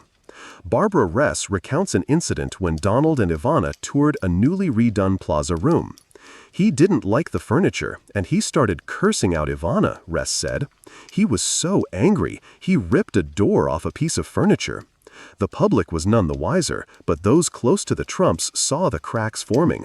The boss, who couldn't tolerate anyone, even family, challenging his control." Still, Ivana largely acquiesced to Donald's will in this era. She balanced being a high-level executive with being the mother of their 3 children, Donald Jr., Ivanka, and Eric, and deferred to Donald's final say at work. One former executive observed that Ivana had a tremendous work ethic, but ultimately did it to impress Donald, to win his approval. That approval could be hard to come by. Donald expected loyalty and obedience. Ivana, for the most part, delivered both, until she discovered that Donald was not practicing the same loyalty in return. By 1989, Donald had begun a fateful affair with Marla Maples, a younger model, betraying Ivana in a way that would soon spill into public view. But in the height of the 1980s, the Trumps kept up appearances. They rode together in limousines emblazoned with DJT plates, smiled for paparazzi at 21 Club, and graced magazine covers as a happy, successful first couple of the Greed decade. It was, in many ways, an image carefully controlled by Donald. He understood that the idea of a perfect marriage enhanced his brand. As long as Ivana played her role and stayed loyal, she was an asset. The moment she became a liability, as the divorce drama of the early 90s would show, Donald would exercise the same cold calculus he applied to business. For now, in the 80s, he remained the director of the Trump family show, determined that nothing, not his wife's ambitions, not his mentors or minions, would divert the trajectory of his self-made myth. Trump's marriage to Ivana illuminates another facet of his 1980s persona, the marriage as an extension of his brand and image. In the public eye, Donald and Ivana were glamorous partners in success, a photogenic duo that added human interest to Trump's legend. The press couldn't get enough of them. They were young, attractive, wealthy, and endlessly willing to fan the flames of their fame. Ivana, a former model and competitive skier, brought European flair and an intriguing backstory of escaping communist Czechoslovakia. Donald played the role of the indulgent tycoon husband who gave his wife palatial homes, fabulous jewels, and executive roles in his empire. It was a narrative straight out of a Reagan-era melodrama, the beautiful immigrant princess and the brash Prince of New York building an empire together. Trump eagerly fed this narrative. He often arrived at events with Ivana on his arm and a quip ready for reporters. They gave joint interviews, notably a high-profile one with Barbara Walters in 1987, where they presented themselves as a loving power couple. In one such interview, Ivana laughed about how she managed both business and motherhood, while Donald interjected with proud, if somewhat patronizing, praise of her skills. He half-joked on another occasion, "I think my wife's worked very hard, mostly on raising the kids."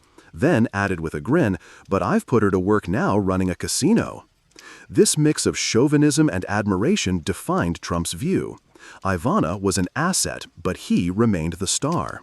For Ivana's part, she proved adept at playing the role expected of her while also carving out genuine authority within Trump's businesses. She often said that at work, Donald is the boss, but that she contributed actively behind the scenes. At Trump Tower, Ivana's personal touch was everywhere, from the gleaming gold and pink atrium she designed to the management of the building's upscale retail and residential operations. She and Donald shared a flair for the dramatic.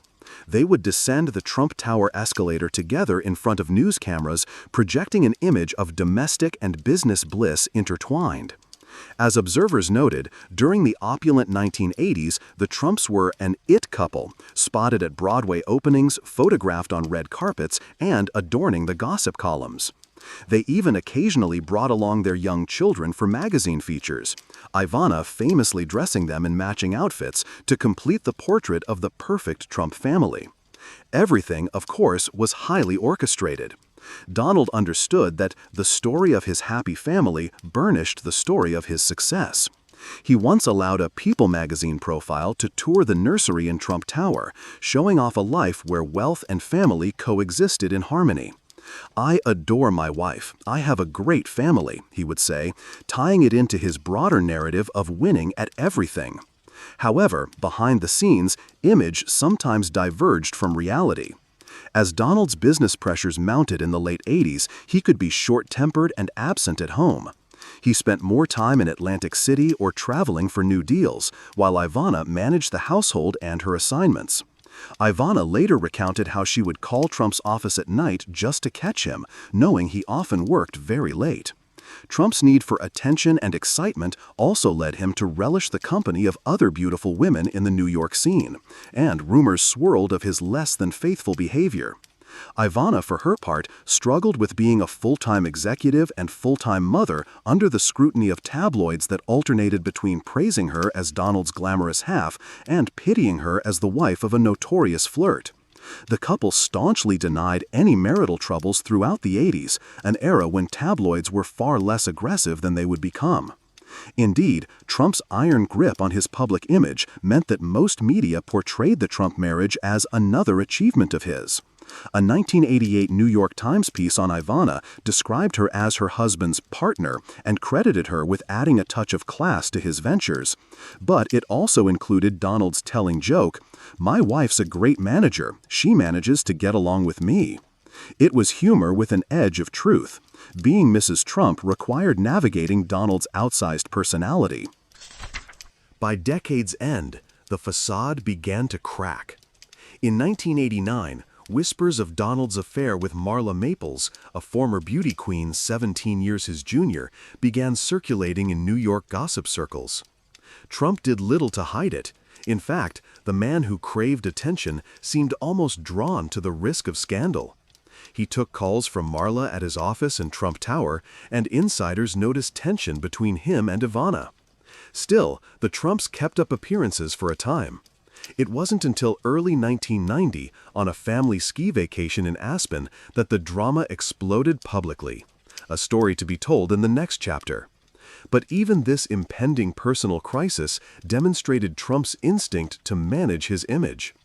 Ever conscious of optics, Donald attempted to stage manage the separation once news leaked, giving quotes about his deep respect for Ivana and trying to cast the split in a favorable light.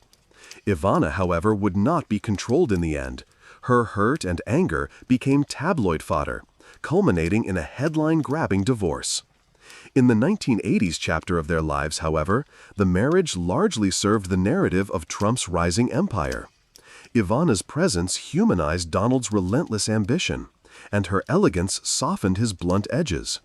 Together, they symbolized a certain version of the American dream.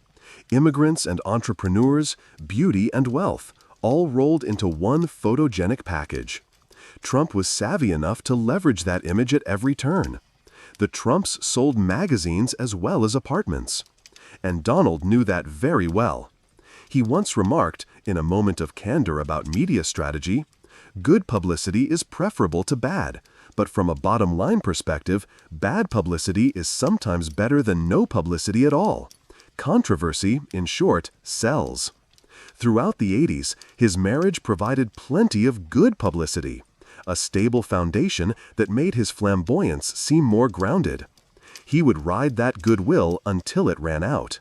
Donald Trump's rise in the 1980s coincided with an explosion of mass media and celebrity culture, a wave that Trump learned not just to ride, but to shape.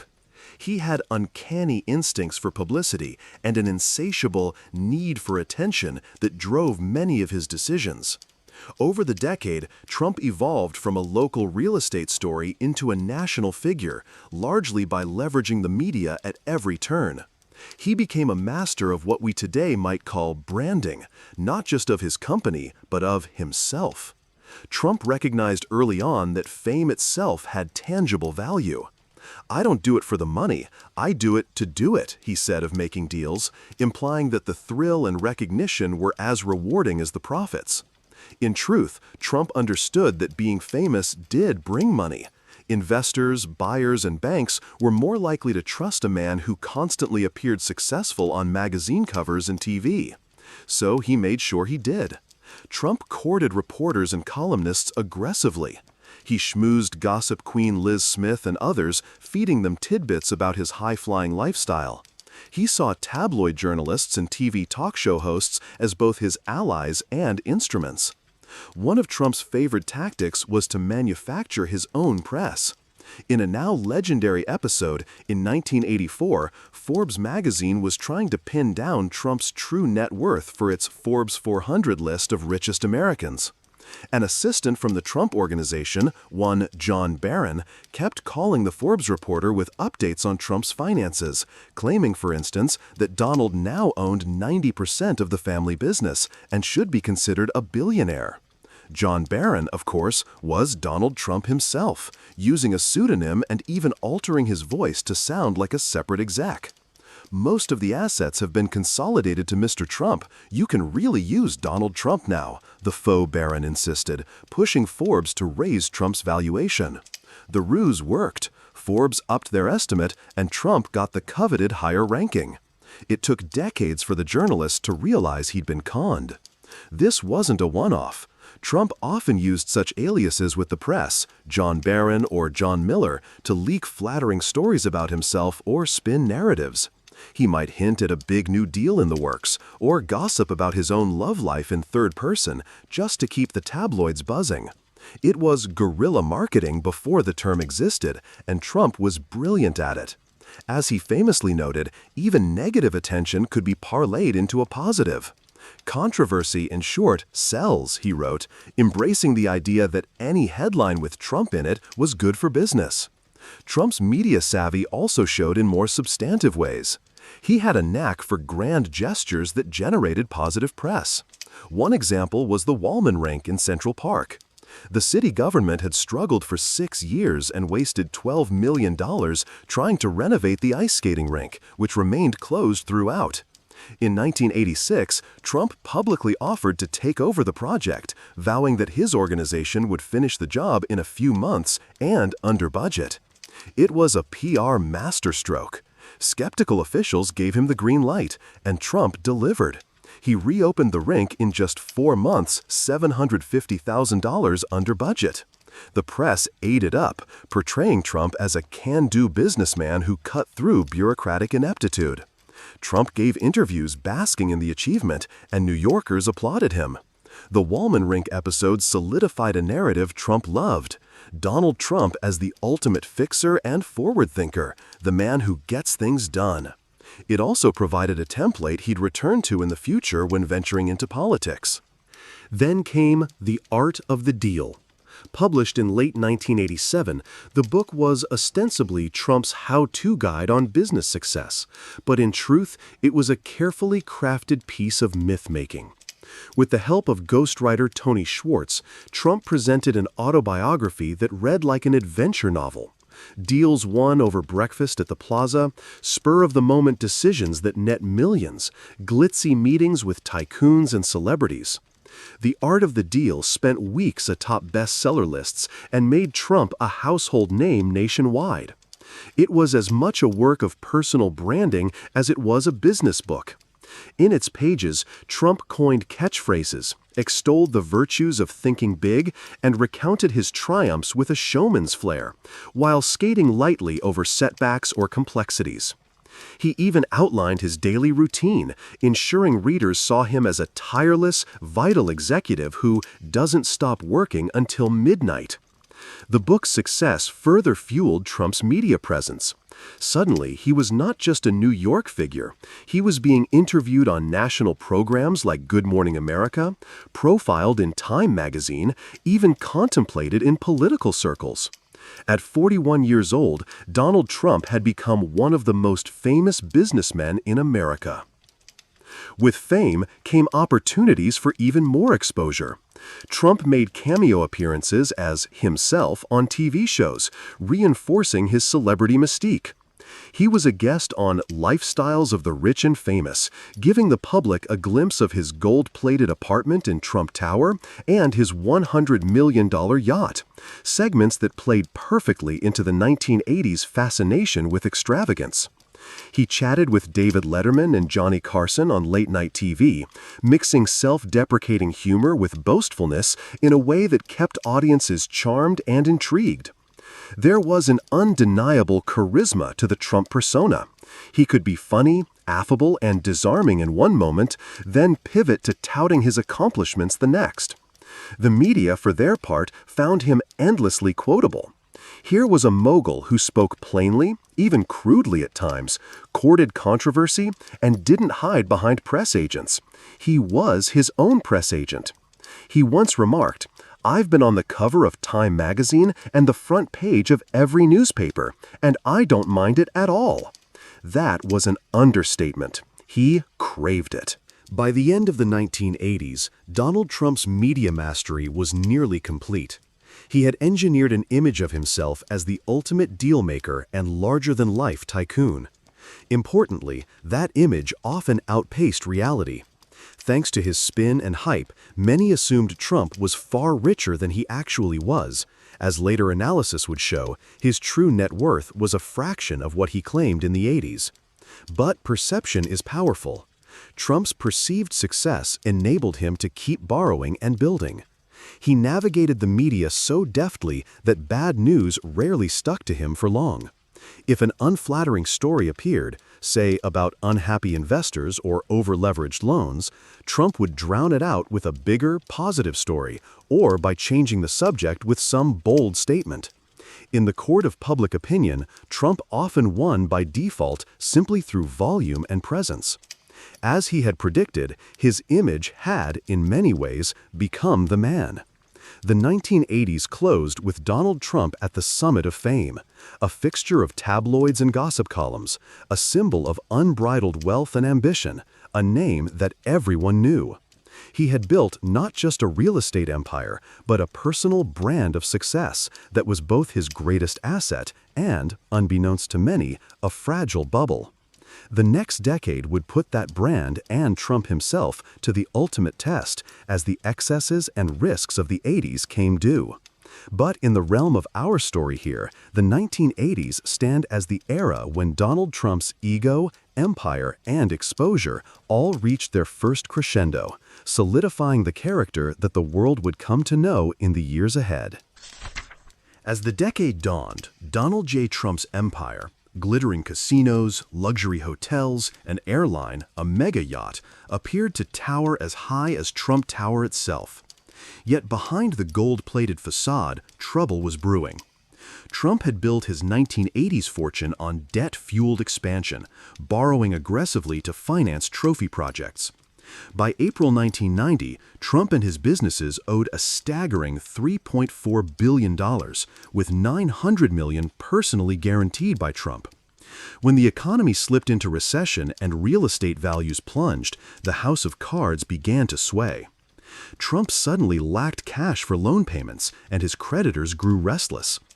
Donald Trump later recounted a humbling Fifth Avenue encounter during this time. Walking with Marla Maples, the woman for whom he'd left his wife Ivana, Trump spotted a homeless man and quipped, "You see that man? Right now, he's worth $900 million more than me. Right now, I'm worth minus $900 million.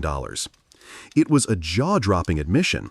By Trump's own telling, he was nearly $1 billion in the hole, underwater in debt. The over-leveraged Trump Taj Mahal casino, billed as the eighth wonder of the world at its April 1990 opening, was bleeding money. By July 1991, just 1 year after opening, the Taj Mahal filed for bankruptcy, unable to service its crushing debt.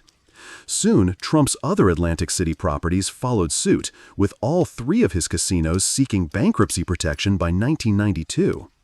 Trump's opulent Taj Mahal casino in Atlantic City, opened in 1990, was soon mired in debt and filed for bankruptcy in 1991. The collapse was swift and public. Once hailed as the quintessential 1980s mogul, Trump in the early 90s became a symbol of boom-to-bust excess. In 1990, the market was so horrendous, it was a complete disaster, Trump later wrote, admitting he had gotten a little cocky and felt I could do no wrong. Indeed, he had confidently overpaid for properties like Manhattan's Plaza Hotel, bought in 1988, only to see their values tank. To stave off default in late 1990, Trump even turned to his father, Fred, for help. In a notorious episode, Fred Trump sent a lawyer to Trump's Castle Casino to buy $3.35 million in chips without placing a bet, effectively slipping his son an illegal loan to make a bond payment. Such desperate measures hinted at how dire Trump's finances had become behind the scenes. Remarkably, Donald Trump never declared personal bankruptcy. As his empire verged on collapse, a consortium of 70 banks faced a stark choice: cut Trump off and seize his assets, or keep him on life support in hopes of recovering their money. They chose the latter. In an unprecedented show of leniency, Trump's creditors restructured his loans and reduced his personal debt by about $750 million, over 80% of what he owed. They allowed him to retain a few core assets, like his beloved Trump Tower and personal residence, while taking control of others. One associate marveled at how even Trump himself was amazed by the power he held over his lenders. Trump used to shake his head, wondering why the banks didn't at least foreclose on some properties. The answer: Donald Trump was too big to fail, at least in the eyes of his bankers. Dragging him into a protracted personal bankruptcy could have meant years of court battles and fire sale losses. In the end, lenders said they feared they would recover less in bankruptcy than by striking compromises with Trump, reported The Washington Post. One banker frankly admitted, "I did it because it was the only practical solution." In effect, the financial system's quirks allowed a flamboyant debtor like Trump to dictate terms to his creditors. Harvard professor Michael Jensen observed that debtors held such power in bankruptcy negotiations that creditors essentially have to buy them off. And buy Trump off they did, extending new credit, giving him time, and even paying him to manage properties he'd driven into distress. In one 1991 creditors' meeting, bondholders fretted over ousting Trump from the failing Trump Castle Casino. They ultimately kept him on as figurehead chairman with a $1.4 million annual management fee purely to secure his cooperation with the restructuring. The bondholders openly mocked Trump's value. "What is he providing for the $1.5 million?" one asked, to laughter. "We hope as little as possible," quipped advisor Warren Foss. "We hope it becomes a non-management fee." In short, they were paying Trump to do nothing. Trump, for his part, never publicly conceded failure or expressed humility.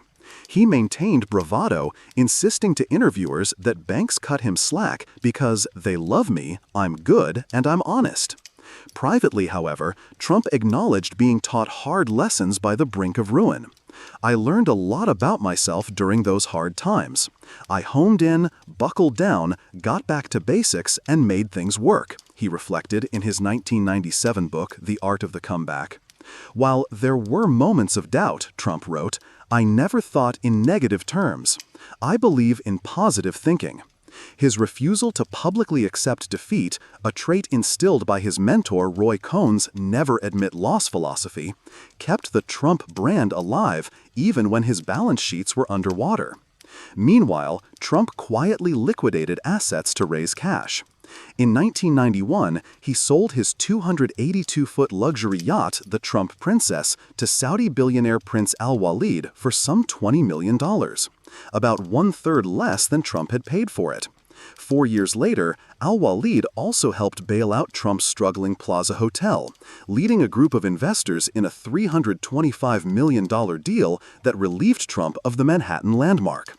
Trump's Trump Shuttle airline, launched with fanfare in 1989, was turned over to creditors and ceased to bear his name by 1992. He sold off stakes in other ventures and downsized his lifestyle, at one point reportedly living on a banker-approved personal budget. Yet the world never saw Donald Trump sweat. He continued to live in a Trump Tower penthouse, fly by helicopter, and project the image of a man still in control. As Trump later boasted, his track record had allowed him to secure millions simply by signing his name. If that aura of success was dented, it was not destroyed. Even as his finances crumbled, Donald Trump was fighting a war at home, a tabloid-fueled marital showdown with his first wife, Ivana Trump. The Trumps had been a power couple of the 80s, but by 1990, their 13-year marriage imploded in spectacular fashion. The catalyst was Marla Maples, a 26-year-old Georgia-born actress who had been Donald's secret lover. The scandal burst into public view over the 1989 Christmas holidays in Aspen, Colorado. In a now legendary encounter on the ski slopes, Ivana was approached by Marla herself. "I'm Marla, and I love your husband. Do you?" Maples brazenly asked Ivana on the mountain, leaving Ivana stunned. Ivana coldly told the younger woman, "Get lost. I love my husband," and stormed off. Within days, Donald sided openly with Marla, appearing with her at a New Year's Eve party while Ivana wept alone. The betrayal was complete. Thus began what the press dubbed the billion-dollar blow-up. For 11 straight days in early 1990, New York's tabloids plastered the Trump split across their front pages. Gossip columnist Liz Smith fed readers daily updates on the Trumps' barbed exchanges. One infamous New York Post headline blared, "Best sex I ever had," ostensibly quoting Marla praising Donald's prowess. Maples never confirmed that quote directly, but it cemented her image as the sultry interloper. Donald seemed to relish the media circus at times. He held a press conference to announce Ivana's new role running the Plaza Hotel, joking, "My wife Ivana is a brilliant manager. I will pay her $1 a year and all the dresses she can buy." Ivana was humiliated, calling friends in tears. "How can Donald humiliate me this way?" she cried. Behind closed doors, the divorce turned acrimonious. Ivana had a prenuptial agreement capping her payout at $25 million. She challenged it as unconscionable and fraudulent, arguing she had contributed enormously to the Trump business empire. Indeed, Ivana had managed the Plaza Hotel and was a hands-on partner. Donald reacted harshly, at one point locking Ivana out of her office at the plaza amid their dispute. The ugliness peaked with a bombshell allegation. In a sworn deposition, Ivana accused Donald of rape, referring to a 1989 incident where, during a heated argument, he allegedly assaulted her in a fit of rage. Ivana later clarified she didn't mean it in the literal criminal sense, saying, "I do not want my words to be interpreted in a literal or criminal way." Donald flatly told People magazine it never took place. By 1992, a settlement was reached and the divorce finalized. Ivana walked away immensely wealthy. She received $14 million in cash, the couple's 45-room Connecticut mansion, an apartment in Trump Plaza, and $650,000 per year in child support. Now a free woman, Ivana reinvented herself as a symbol of the scorned wife who triumphs. She famously cameoed as herself in the 1996 film The First Wives Club, delivering the winkingly autobiographical line, "Don't get mad, get everything," to a round of applause. The public loved Ivana's revenge glam persona. As she quipped years later, "I can only shake my head at how insane it was. I couldn't turn on the TV without hearing my name." Through it all, the Trump children, Don Jr., Ivanka, and Eric, were shielded by Ivana's fierce devotion. "I had sole custody. I made the decisions about their education, activities. When each one finished college, I said to Donald, 'Here is the finished product. Now it's your turn.'" Ivana later wrote, emphasizing that she raised such great kids largely on her own. For Donald, the divorce was bruising, both financially and reputationally. Yet, in characteristic fashion, he spun it as a media spectacle that ultimately kept the Trump name in headlines. Even as many sympathized with Ivana, Donald managed to parlay the notoriety into fresh opportunities, a pattern that would define his 1990s. No sooner had the ink dried on his divorce than Donald Trump moved on to his next act, marriage to Marla Maples. The union of Donald and Marla was front-page news. On December 20, 1993, they wed in a lavish ceremony at the Plaza Hotel, which, ironically, Trump no longer fully owned by then. The bride was radiant at 29, the groom 47, and determined to show the world he'd landed on his feet. 2 months earlier, Marla had given birth to their daughter, Tiffany Ariana Trump. Tiffany was named after Tiffany & Co., the famous jeweler, a nod to Trump's purchase of the air rights above the Fifth Avenue Tiffany store to build Trump Tower. The tabloids that had vilified Marla as a homewrecker now splashed photos of her cradling baby Tiffany, portraying a happy new family. For a moment, it seemed like a story of redemption. Donald the devoted new father, Marla the doting wife. But the fairy tale was fleeting. In truth, Donald and Marla's marriage was rocky from the start. Trump's wandering eye and workaholic lifestyle didn't change.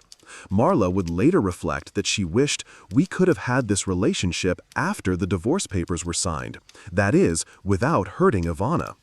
How much heartache would it have saved if I had seen that piece of paper before we got involved, she lamented, expressing guilt about the affair's fallout. Marla insisted, I never considered myself a mistress, that's the truth. She felt Donald had promised to marry her, and her intentions were sincere. Indeed, Maples says Trump had told her parents early on that, I'm going to marry your daughter one day. The path to the altar simply turned out to be messy. For a few years in the mid-90s, the Trumps played at domestic bliss. They even famously co-starred in a 1995 Pizza Hut commercial, poking fun at their own saga. In the tongue-in-cheek ad, Donald and Ivana, his ex-wife, sit together eating pizza. Do you really think this is the right thing for us to be doing, Ivana? Donald asks. What will people think?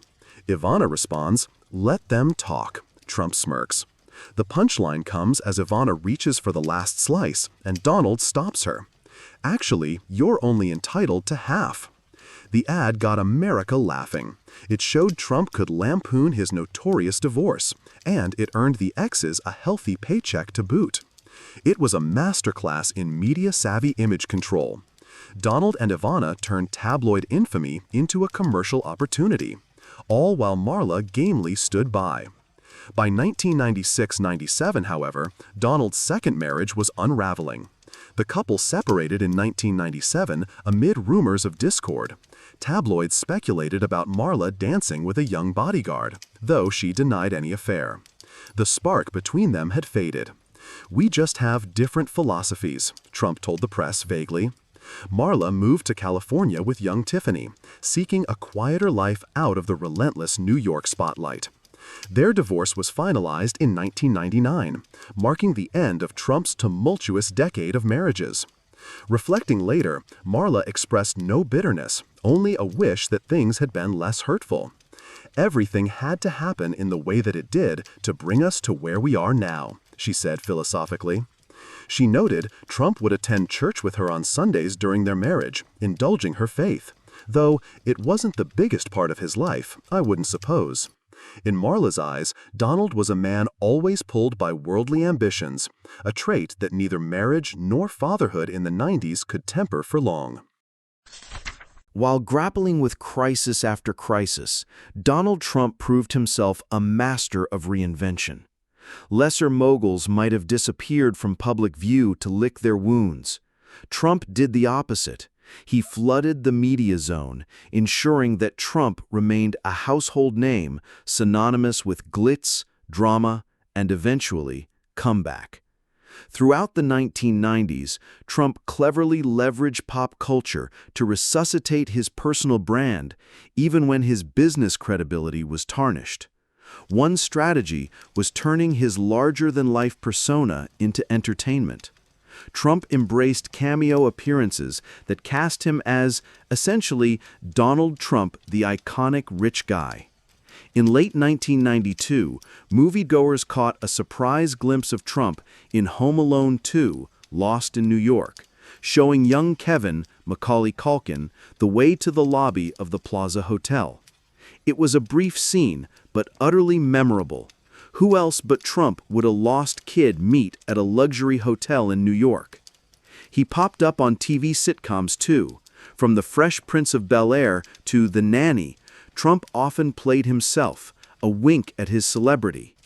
These portrayals cemented Trump's image as a familiar figure in American pop culture. Flashy, confident, a bit absurd, but compelling. Trump also took on the role of author and self-mythologizer. In 1997, as his fortunes improved, he published Trump, The Art of the Comeback, effectively a sequel to his 1987 bestseller, The Art of the Deal. In it, Trump spun his near collapse into a tale of triumph. He admitted to mistakes, becoming a little cocky, not focusing on the basics during the late 80s boom, but mostly the book was about victory snatched from defeat. "I learned so much during the tough years," he wrote, positioning himself as a wiser, smarter mogul reborn. The book even included Trump's lessons on positive thinking and loyalty amid adversity. As one reviewer noted wryly, Trump had excelled at giving readers the old Trump bullsh, turning his string of batted-away lows into triumphant highs in the narrative. If the reality was more nuanced, Trump knew that image was everything.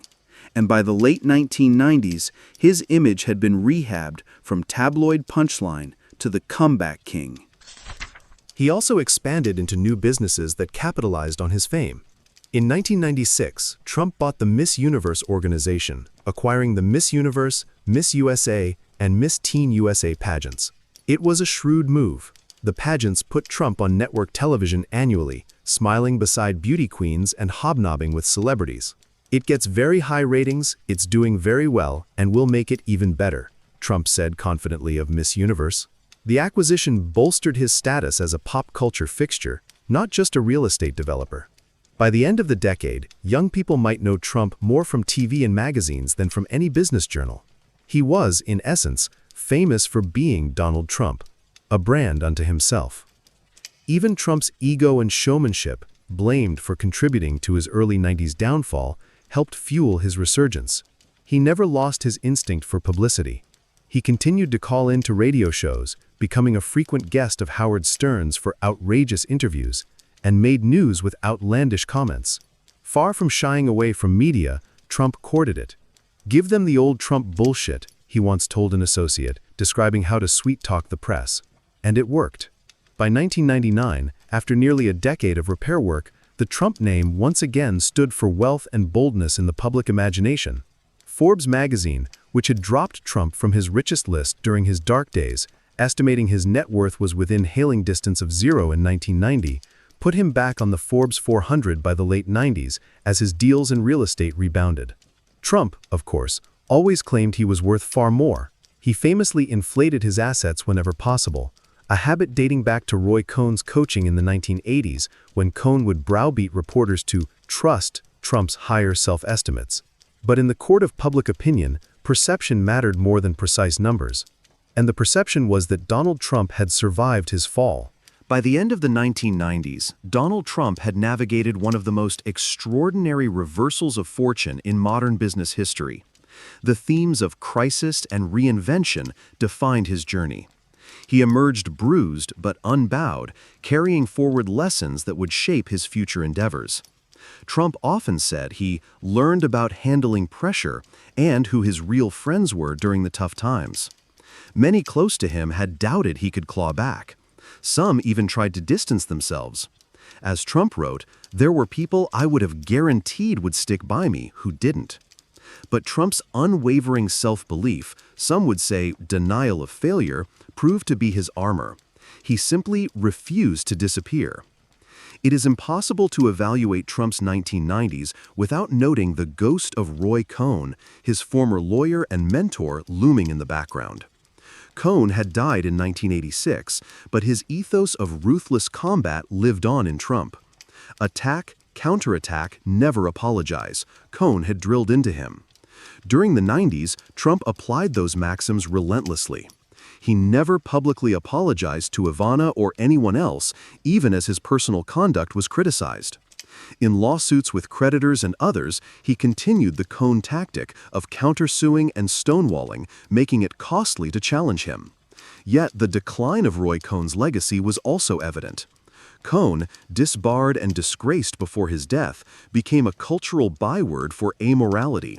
He was portrayed as a demonic figure in Tony Kushner's 1993 play Angels in America. Trump absorbed Cohn's lessons, but carefully rebranded them as winning. Privately, Trump reportedly wondered, "Where's my Roy Cohn?" when in need of a fierce defender. But the 1990s forced Trump to sometimes make pragmatic concessions, like cutting deals with banks, that a firebrand like Cohn might have scorned. In that sense, the decade tempered Trump's bravado with a dose of reality. Trump also lost another guiding force by decade's end, his father, Fred Trump. Fred, who had quietly helped rescue Donald in 1990, passed away in June 1999. It was Fred who had instilled in Donald a love of deal-making and a belief in the family name. With Fred gone and his second marriage over, Trump closed the 1990s somewhat personally solitary, but financially, he was on much firmer ground. He had successfully repositioned himself as a celebrity businessman, paving the way for new ventures. Indeed, in 1999, Trump began publicly toying with a new arena, politics. He formed an exploratory committee to seek the presidency under the Reform Party banner in 2000, musing that the country might need a deal-maker outsider. Marla Maples confirmed that Donald thought about running for president in the 90s and frequently floated the idea. Trump ultimately decided not to run in 2000, but the mere fact that he was taken seriously as a possible candidate underscored his remarkable reinvention. The on-time tabloid fixture had translated fame into credibility in an entirely different sphere. As the millennium turned, Donald J. Trump stood poised for yet another act. He had survived near bankruptcy, scandalous divorce, and public ridicule. In their place, he built a narrative of survival, shrewd branding, and unrelenting self-confidence. Those traits would soon propel him to new heights in the 2000s, from reality TV superstardom to political ambitions. But the crucible of the 1990s remained a defining chapter. Trump had been to the brink of oblivion and back, and he wanted the world to know it. In his own words, Work hard and don't allow yourself to understand the meaning of the word defeat. Above all, never give up. That credo carried Donald Trump out of the turmoil of the 90s and was about to launch him into a new era of celebrity and power. At the dawn of the new millennium, Donald J. Trump faced a crossroads. In 1999, he had even flirted with politics, briefly exploring a Reform Party presidential run, telling a crowd at Mar-a-Lago, "We've come really from being a very successful businessman to being a very serious candidate. I am looking very, very seriously on whether it can be won." But by early 2000, Trump withdrew from that race, leaving politics aside. Instead, he shifted focus back to his business and, crucially, to rebuilding his public image. Little did anyone know, Trump's next act would not be in the Oval Office, but on prime-time television. In January 2004, The Apprentice premiered on NBC and immediately captured America's attention. The reality show, created by TV producer Mark Burnett, was built around Trump's larger-than-life persona. Its opening sequence set the tone. The New York skyline shimmered, music pulsed, and Trump's helicopter swooped in for a landing. In slow motion, the billionaire strode purposefully toward an important meeting in New York, my city, as he called it. It was pure theater. Trump cast as the ultimate business titan. Week after week, millions tuned in to watch him preside over boardroom showdowns and utter his now famous catchphrase, "You're fired." The Apprentice was an instant smash. Its very first episode drew about 18.5 million viewers. And by the season finale in April 2004, viewership had swelled to over 28 million, briefly making it the top show on American television. In fact, The Apprentice became the most popular new show of 2004, catapulting Trump back into the spotlight as a pop culture icon. Behind the scenes, Trump relished the show's success. He became an executive producer and host, ensuring he had creative control. As he later bragged, The Apprentice is the #1 show on television, a claim he repeated even as ratings fluctuated. The show's premise was billed as the ultimate job interview, with contestants competing for a $250,000 contract and the chance to run a Trump company for a year. Each week, Trump issued business tasks and evaluated contestants in the boardroom, eliminating one with a dramatic dismissal. The format portrayed him as a decisive leader and shrewd businessman who brooked no nonsense. Donald Trump is an icon, one finalist declared in the season finale. He's someone who, when people said you couldn't do it, always got it done. The narrative was clear. Trump had been down in the past, but now he was back, triumphant and authoritative. Through The Apprentice, Trump expertly reinvented himself. Just a few years earlier, he had been seen by many as a somewhat faded 1980s figure. Even, as one profile put it, a floundering D-lister in the late 90s. The reality show changed all that. Week by week, year by year, 14 seasons of The Apprentice and Celebrity Apprentice served as a grand homage to all things Trump, running from 2004 to 2015. Burnett and his team mythologized Trump as the ultimate titan of business, a larger-than-life executive presiding from his high-rise boardroom. Viewers saw Trump living in a gilded penthouse, flying in private aircraft, and managing enterprises with a golden touch. Contestants on the show practically fawned over Trump's world. His over-the-top Fifth Avenue apartment at Trump Tower, his Atlantic City casinos and golf courses, even his then-girlfriend and future wife, Melania Knauss, when she made the occasional cameo. Every element of the program reinforced the Trump mystique. The man himself dispensed little bits of business wisdom, branded as Donaldisms, and voiced the supposed agony of having to fire eager young candidates each episode. It was entertaining, theatrical, and highly effective in selling the idea of Donald Trump as the infallible business mogul. Of course, reality was more complex.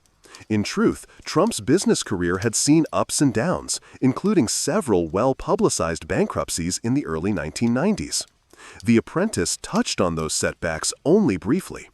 In the series pilot, riding in the back of a limousine, Trump introduced himself by acknowledging past troubles. "About 13 years ago, I was seriously in trouble," he said, referring to the period when he was billions of dollars in debt. But, he told viewers, "I fought back and I won. Big league. Now my company's bigger than it ever was. It's stronger than it ever was." After that 20-second synopsis of his comeback, the show never looked back. From then on, it painted Trump as an almost invincible tycoon, with his struggles squarely behind him. This carefully crafted image didn't always jibe with reality, but it didn't seem to matter to the millions of Americans who made The Apprentice a phenomenon. In later interviews, some producers revealed just how intentionally Trump's image was polished. The goal was to make Trump look decisive and competent on screen, even when, in raw footage, he sometimes was not.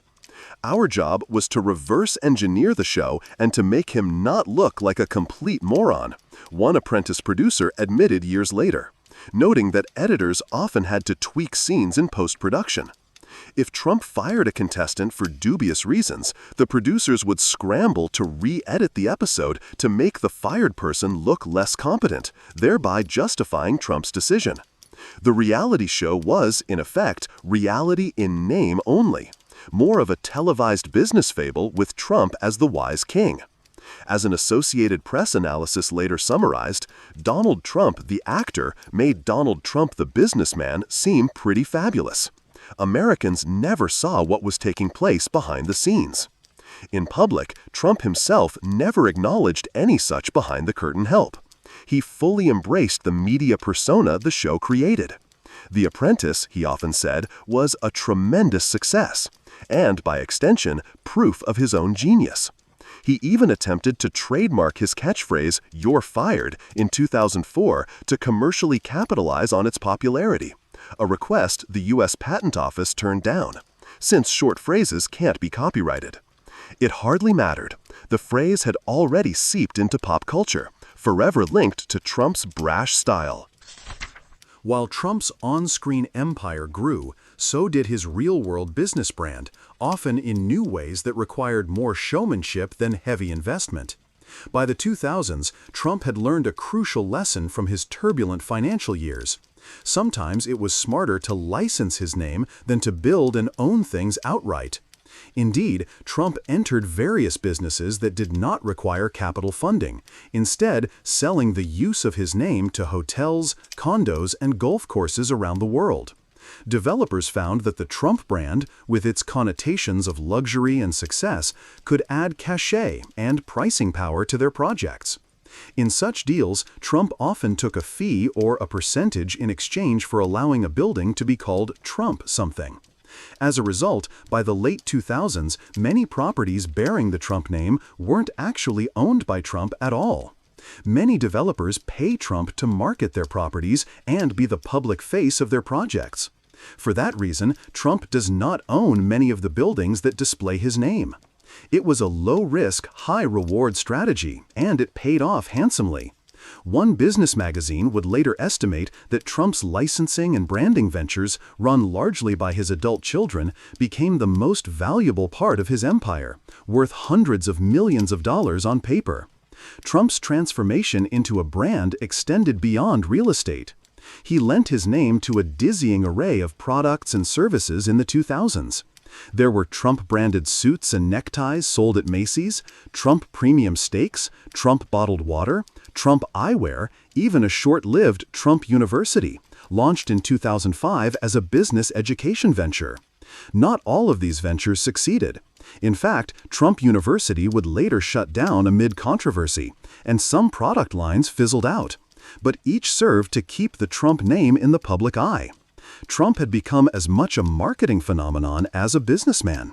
He has marketed his name to many building projects and commercial products, one summary of his career noted, achieving mixed success for himself and his partners.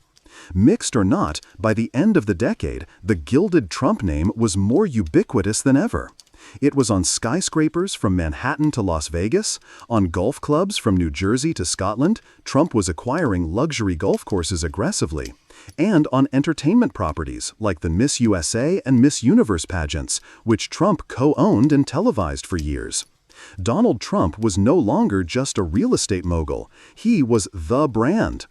In 2011, Forbes estimated the Trump brand alone to be worth around $200 million. Trump, never one for modesty, insisted it was worth $3 billion. Strategic branding was now central to Trump's business model. He leveraged the fame from The Apprentice to strike new deals. Companies sought him out for endorsements and partnerships precisely because he had re-entered pop culture as Donald Trump, celebrity CEO. Mark Burnett, the producer who helped resurrect Trump's public image, was widely credited with turning Trump into a household name again. It was a mutually beneficial arrangement. NBC got a hit show, Burnett got accolades and profits, and Trump reaped a dual reward: a hefty TV salary and a turbo boost to his business ventures. As Trump candidly put it years later, "We had a unique thing on The Apprentice. I got a star fee, but then we were allowed to keep the marketing rights." The show was, in essence, a season-long advertisement for the Trump lifestyle. Every time contestants marveled at Trump Tower's gleaming lobby or scrambled to sell Trump Ice bottled water, the Trump brand grew stronger. Yet Trump also understood that celebrity alone wasn't enough. He needed to project an image of discipline and success to underpin the glitz. Despite the gold-plated excess associated with his name, in private, Trump was known for certain personal disciplines. He famously does not drink alcohol, having seen his elder brother struggle with alcoholism. And he long cultivated a reputation as an early rising, hard worker who personally monitored his business affairs. Throughout the 2000s, Trump made a point of showcasing that even as he reveled in fame, he remained the hands-on boss. Often dressed in a sharp suit and signature red or blue tie, he maintained a steady presence in Trump Organization offices at Trump Tower, at least when he wasn't on set filming. By delegating day-to-day management of specific projects to trusted executives and increasingly to his children as they came of age, he could focus on the bigger picture, promoting and protecting the Trump name. It was a delicate balance of personal discipline and theatrical showmanship, a balance Trump managed shrewdly in this era. Amid the high-profile deals and TV stardom, Trump's personal life in the 2000s also underwent a transformation, one that would lend stability to his often drama-filled narrative. At the center of that change was Melania Knaus, a Slovenian-born model 24 years his junior. Donald and Melania had met back in September 1998 at a Manhattan party, and their courtship continued into the new decade. After years of on-and-off dating, including a brief split in 2000 during which Trump told a reporter, "Melania is an amazing woman, and she will be missed," Trump proposed to Melania in 2004 with a showy 15-carat diamond ring. True to Trump's flair for the dramatic, he reportedly got the ring at half price in exchange for publicity, a very Trumpian negotiation. Melania said the proposal was a great surprise. "We are very happy together." On January 22, 2005, Donald and Melania were married in a lavish ceremony in Palm Beach, Florida. The wedding was a full-fledged celebrity affair. The bride wore a $100,000 couture gown by John Galliano, and the reception at Trump's Mar-a-Lago estate featured an A-list guest list including President Bill Clinton and Senator Hillary Clinton, media icons like Barbara Walters, and entertainers Billy Joel and Tony Bennett. The latter two even serenaded the newlyweds. For Trump, who had been divorced twice in the 1990s, this high-profile marriage was an image reboot of sorts, presenting him as a settled family man once again. In interviews, Trump praised Melania's poise and loyalty, and she in turn spoke warmly of his charisma. The couple made their first joint television appearance a few months after the wedding on Larry King Live. Reflecting on their relationship's start, Melania said, "It was a great chemistry and energy. Something was there right away." Trump added simply, "We just have a really good relationship." Those sentiments, broadcast to millions, painted a picture of Trump as a devoted husband in a stable partnership. Melania became a key fixture in Trump's reinvented public persona. Always impeccably dressed and quietly supportive at his side, she helped soften Trump's brash image. In 2006, she gave birth to their son, Baron William Trump, Donald's fifth child, and her first. At 59, Trump once again had an infant at home, which surprised many. But he embraced the moment, frequently showing off baby Baron to friends and visitors at Trump Tower. This new family chapter allowed Trump to project a more relatable human side. The successful businessman who, in his 60s, was changing diapers and doting on his young son. Melania often described Donald as a loving father and husband at home, quite different from his fiery television persona. In public, she was a calming presence, appearing at Trump's side for red carpet events and magazine profiles that showcased the Trump family. Together, they cultivated an image reminiscent of a modern-day dynastic couple, the outspoken mogul and his elegant, soft-spoken wife providing balance. Trump's older children also became more visible during this period, further burnishing the family brand. Donald Jr., Ivanka, and Eric, his children from his first marriage to Ivana, were now adults and increasingly involved in the Trump organization. Ivanka, in particular, emerged in the late 2000s as a polished businesswoman and one of her father's closest confidants. In 2006, when one of Trump's longtime aides, Carolyn Kepcher, left her position and her role as a boardroom advisor on The Apprentice, Ivanka Trump stepped in as a regular advisor on the show. Viewers got to see the photogenic Ivanka sitting beside her father, coolly evaluating contestants, a clear sign that Trump was positioning his enterprise as a family affair. Donald Jr. also occasionally appeared in episodes to help judge tasks. This integration of his children into his media ventures served dual purposes. It prepared the next generation to carry the Trump torch, and it reinforced Trump's image as a family-focused patriarch. In contrast to the tabloid scandals of his early 1990s divorces, the narrative of the 2000s was that Donald Trump had found equilibrium, a happy marriage with Melania, and a close-knit involvement with his children. This wholesome family image would later prove advantageous as Trump ventured into new realms, helping counterbalance the more controversial aspects of his persona. Even as Trump cultivated an aura of discipline and family values, he never abandoned the showman side that had drawn him to entertainment in the first place.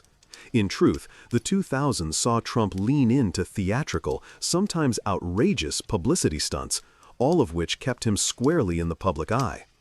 By now, he understood that controlling the media sometimes meant creating the media moments. And if there was one thing Donald Trump knew how to do, it was to generate headlines. One particularly unforgettable spectacle came in 2007 via an unlikely venue, professional wrestling. That spring, Trump appeared on World Wrestling Entertainment's flagship show in a storyline face-off with WWE owner Vince McMahon. The feud was pure circus, hyped as the Battle of the Billionaires. It culminated at WrestleMania 23 in Detroit in front of over 80,000 fans, with a stipulation that either Trump or McMahon would have their head shaved if their chosen wrestler lost. In a surreal scene on April 1, 2007, one that still boggles the mind, Donald Trump actually stepped into the wrestling ring and helped shave Vince McMahon's head bald after McMahon's side lost the bet. No matter how many times you've seen it, the video is still utterly unbelievable. Donald Trump shaving Vince McMahon's head in the ring at WrestleMania 23. Sports Illustrated later remarked, reminding everyone that the future president once body-slammed into pop culture in the most literal way. Trump, grinning ear to ear amid the jeers and cheers, clearly enjoyed every minute. The stunt earned him massive publicity and even an induction into the WWE Hall of Fame a few years later. It was a brazen example of Trump's willingness to blur the lines between business, entertainment, and absurdity, all in service of keeping the Trump name at the center of conversation. Trump's pop culture omnipresence didn't stop at reality TV and wrestling. He popped up in movies and TV shows and cameos that capitalized on his persona, often appearing as himself. He continued to manage the Miss USA and Miss Universe pageants, which gave him a platform on network TV each year, and occasional controversies that he deftly spun into more media attention. He sparred publicly with celebrities, most famously in a late 2006 war of words with Rosie O'Donnell. After O'Donnell criticized him on The View, Trump blasted back in the press, calling her a loser and worse. The feud dominated tabloids and entertainment news for weeks, and Trump seemed to revel in it, demonstrating an instinct for media combat that would become even more evident later. He understood that every headline, positive or negative, kept him in the spotlight. All publicity is good publicity, he liked to say. In the 2000s, that mantra guided many of his actions. Whether it was throwing out one-liners on late-night talk shows or lampooning himself in a Comedy Central roast, in 2011, slightly beyond this decade, he agreed to be roasted on television, absorbing insults with a smirk. Trump maintained a firm grip on his status as a celebrity who could not be ignored. Importantly, Trump also began to voice opinions on public affairs more frequently, hinting that his ambitions extended beyond business and entertainment. Throughout the late 2000s, he made regular appearances on news programs like CNN's Larry King Live or Fox News shows, offering his takes on everything from the economy to foreign policy. In 2007, for instance, as the U.S. grappled with the Iraq War, Trump openly criticized the war's management in interviews, showcasing a knack for tapping into popular sentiment. He wasn't running for anything, but he liked to talk as if he had solutions. In one early instance of what would become a pattern, Trump even toyed with another presidential run, this time in the political arena. In 2009, he publicly mulled a campaign for governor of New York, though ultimately he did not pursue it. These moves were subtle, but they planted seeds.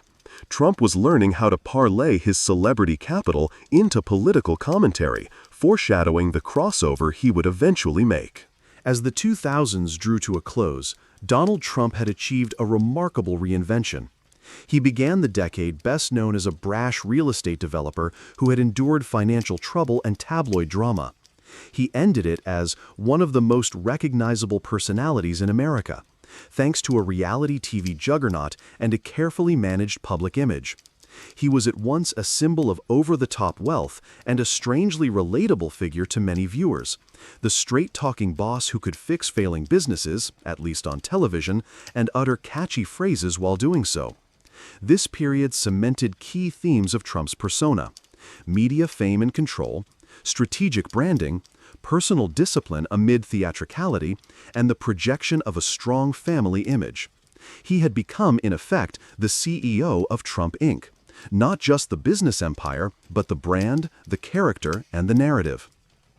It was also during this time that Trump quietly laid groundwork for the next chapter of his life.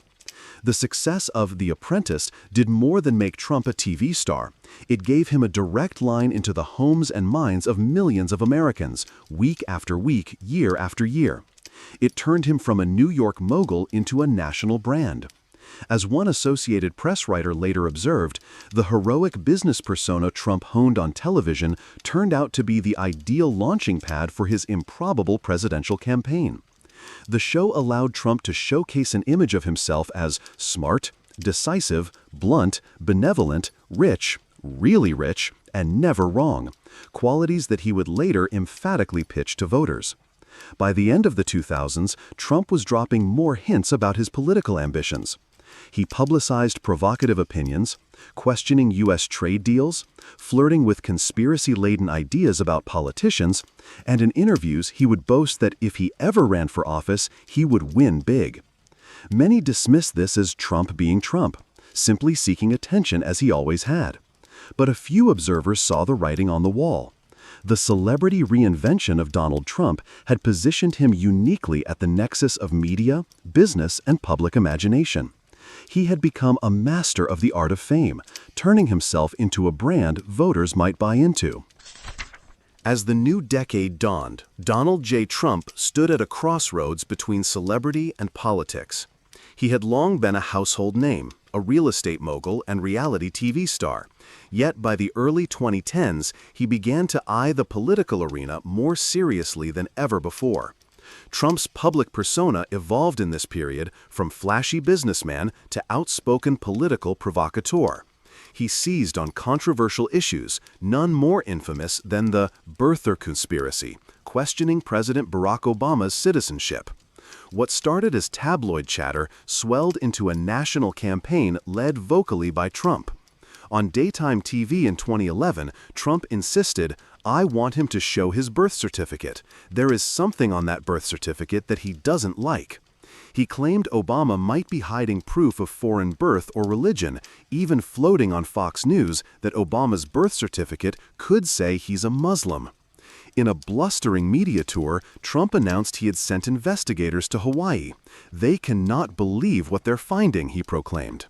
It was classic Trump showmanship, provocative and unsubstantiated, yet attention-grabbing. And it worked. By April 2011, President Obama took the extraordinary step of releasing his long-form birth certificate to silence the rumors. Trump unabashedly took credit for the reveal, crowing at a press conference that, "I'm very proud of myself because I've accomplished something that nobody else has been able to accomplish," even as he petulantly suggested he still needed to check the document's authenticity. Trump's dabbling in politics predated the birther episode. In fact, for decades he had toyed with the idea of running for office. As early as 1987, he mused about the presidency, and in 1999, he briefly sought a third-party nomination. By the early 2010s, those ambitions resurfaced more concretely. In February 2011, Trump delivered an address at the Conservative Political Action Conference, CPAC, and shocked attendees by announcing he was considering a run for the presidency. With typical bravado, he told the CPAC crowd, "This country is in serious trouble. America is missing quality leadership. I am well acquainted with winning." The reality TV tycoon painted a dire picture of a declining nation, the laughingstock of the world, he warned, and positioned himself as the competent winner who could turn it around. Though he stopped short of declaring a 2012 candidacy at that time, Trump's political branding was underway. Behind the scenes, Trump also adjusted his political affiliations as he weighed a future run. His party registration changed multiple times, reflecting an unusual ideological flexibility. According to New York election records, Trump had been a Republican in the 1980s, switched to the Reform Party, Independence Party, in 1999, then registered as a Democrat in 2001. He later returned to the Republican fold in 2009, only to become an independent, having no party affiliation, by late 2011. One aide explained Trump went independent in 2011 to preserve his right to run as an independent if he wasn't pleased with the GOP nominee. After deciding not to run in 2012, Trump re-registered as a Republican in April 2012. These shifts fed skepticism about Trump's principles. Rival Jeb Bush later quipped that Trump was a Democrat longer in the last decade than he was a Republican. Trump brushed off such criticism, insisting his views had evolved as he became more and more involved in politics. By 2014, with Obama in his second term, Trump was clearly positioning himself for a presidential run. He toured early primary states and continued firing off bold opinions on social media and TV, building a populist outsider persona. At a National Press Club event in 2014, he even touted his birther crusade again, saying he had no regrets and there's a chance Obama was born in the U.S. But who knows? All the speculation culminated on June 16, 2015. In a moment that has since become political legend, Donald Trump descended the golden escalator at Trump Tower with his wife Melania by his side and formally announced his candidacy for President of the United States. Few political launches have been as brazenly theatrical. Standing before a lobby filled with supporters and a wall of American flags, Trump opened with showman flair and blunt talk. "Wow, whoa, that is some group of people. This is beyond anybody's expectations," he exclaimed as the crowd chanted, "We want Trump." Then he got down to business, delivering a speech that shocked the political establishment and set the tone for his campaign. Trump's announcement speech painted a picture of an America in decline. "Our country is in serious trouble. We don't have victories anymore," he lamented. He railed against free trade failures, asserting, "When was the last time anybody saw us beating, let's say, China in a trade deal? They kill us. I beat China all the time, all the time." He decried allies and adversaries alike taking advantage of the U.S., from Japan's car exports to OPEC and Iran. But the most explosive portion of Trump's speech targeted illegal immigration, igniting controversy immediately. The U.S. has become a dumping ground for everybody else's problems, he declared, segueing into a now infamous broadside. When Mexico sends its people, they're not sending their best. They're bringing drugs, they're bringing crime, they're rapists, and some, I assume, are good people. The shocking characterization of Mexican immigrants as criminals and rapists sparked a firestorm. Many observers, including some Republican strategists, thought this single brash quote might sink his candidacy before it began. Instead, it galvanized Trump's target base, Americans frustrated with illegal immigration and political correctness, while outraging his opponents. Trump doubled down. Far from apologizing, he used the outrage to underscore his central message. Washington's elites were too timid to tell hard truths, but Trump would not be silenced. He presented himself as a fighter for American sovereignty and security. In that launch speech, he famously vowed, "I would build a great wall, and nobody builds walls better than me, believe me. I will build a great, great wall on our southern border, and I will have Mexico pay for that wall." The crowd erupted in cheers at this bold promise. "Make America Great Again," a slogan Trump had trademarked months earlier, became the rallying cry of his campaign. His platform blended populist and nationalist themes, cracking down on illegal immigration, renegotiating trade deals, bringing back manufacturing jobs, repealing Obamacare, bolstering military strength, and rejecting the politically correct culture he felt stifled honest debate. The message resonated with a segment of voters who felt unheard by both parties. There was immediate fallout from Trump's entry into the race. His comments about immigrants led several business partners to sever ties. NBC and Univision dropped the Miss Universe pageant, part-owned by Trump, and Macy's pulled Trump-branded merchandise. Many media pundits treated the campaign as a sideshow. After all, 16 other Republicans were already in the race, including governors and senators with far more political experience. But Trump's unconventional kickoff had given him unmatched media attention from day one. Networks replayed his remarks on a loop, and his poll numbers surged among Republican voters who appreciated his blunt, outsider appeal. The celebrity candidate had officially become a political force. From the moment he entered the race, Trump demonstrated an uncanny talent for dominating the news cycle with headline-grabbing statements. His rhetoric was provocative, polarizing, and utterly unlike standard political speech. In many cases, Trump said out loud what his supporters were privately thinking, even if it meant violating norms of civility. This endeared him to those tired of scripted politicians, but horrified others who felt he was coarsening public discourse. One early flashpoint came during the first Republican primary debate in August 2015. Fox News moderator Megyn Kelly pressed Trump about his history of insulting women, citing instances where he had called women fat pigs, dogs, slobs, and disgusting animals. Trump smirked and interjected, "Only Rosie O'Donnell," prompting laughter but underscoring his brazenness. Kelly persisted, and Trump, clearly irritated, complained about political correctness. The next day, Trump escalated the feud in a CNN interview that stunned observers. Upset with Kelly's tough questioning, he remarked, "You could see there was blood coming out of her eyes, blood coming out of her wherever." The crude insinuation that Kelly was hormonal or menstruating drew broad condemnation, including from conservative commentators. Trump, however, refused to apologize, insisting he meant her nose or her ears, and that only the perverted media would twist his words. The incident foreshadowed Trump's pugnacious approach. When challenged, attack harder, never back down. It also previewed the deepening gender gap and accusations of sexism that would dog his campaign. Trump's hardline stance on immigration continued to produce controversial quotes.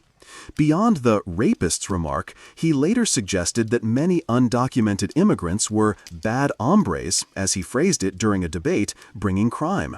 He advocated aggressive tactics like mass deportations and criticized the 14th Amendment's birthright citizenship. Then, in December 2015, following a terrorist attack in San Bernardino, California, Trump made one of his most incendiary proposals, a Muslim ban. His campaign issued a statement calling for a total and complete shutdown of Muslims entering the United States until our country's representatives can figure out what is going on. This unprecedented call to bar an entire religious group from entry to America was met with outrage from Democrats and many Republicans alike. House Speaker Paul Ryan was among those chastising the idea as antithetical to American values. But Trump's supporters cheered his uncompromising posture on terrorism. At rallies, Trump read the shutdown statement to thunderous applause. He further advocated surveillance of mosques and suggested that Muslims in the U.S. were potential fifth columns. The Muslim ban proposal became a defining symbol of Trump's campaign, evidence to critics of bigotry and demagoguery, but to supporters, a bold willingness to do whatever it took to secure the nation. On the campaign trail, Trump's quotes became legendary, for better or worse. He seemed to have a knack for summing up his unorthodox political persona in memorable one-liners. At a January 2016 rally in Iowa, as his bond with supporters grew fervent, Trump joked that his base was so loyal that "I could stand in the middle of Fifth Avenue and shoot somebody, and I wouldn't lose any voters." It was an outrageous boast about his followers' devotion, yet many laughed and some critics reluctantly agreed it reflected a certain truth about Trump's political Teflon. He also declared, "I love the poorly educated," after a primary victory, celebrating support from a demographic many politicians shy away from praising. Constantly, Trump cast himself as the champion of the forgotten men and women, while his opponents, in his telling, were corrupt or weak. Hillary Clinton was branded Crooked Hillary, a nickname Trump deployed relentlessly to hammer at Clinton's ethics and emails. Rival Republicans got similar treatment. Jeb Bush became Low-Energy Jeb, Marco Rubio was derided as Little Marco, Ted Cruz was Lion Ted. These playground-style insults were unprecedented in modern presidential politics, but they stuck, largely because they contained a kernel of caricatured truth that amused Trump's fans. As one columnist noted, Trump ran not against Jeb Bush or Marco Rubio, but against Low-Energy Jeb and Little Marco, transforming his opponents into punchlines. Trump's branding talent extended to broader themes too. He lambasted the media as dishonest, Washington politicians as stupid or failed, and the whole political system as rigged. This scorched earth rhetoric thrilled crowds at his rallies where chants of "build the wall" and "lock her up," the latter directed at Clinton, became commonplace. Each controversy that would sink another candidate only seemed to harden the devotion of Trump's core supporters, who appreciated that he said what everyone else is thinking, a common refrain among them. The low point in Trump's personal controversies came in October 2016 when a 2005 videotape surfaced of him speaking in extraordinarily vulgar terms about women. In the Access Hollywood tape, which became public just a month before Election Day, Trump bragged about how his celebrity status allowed him to force himself on women. "When you're a star, they let you do it. You can do anything. Grab 'em by the pee. You can do anything."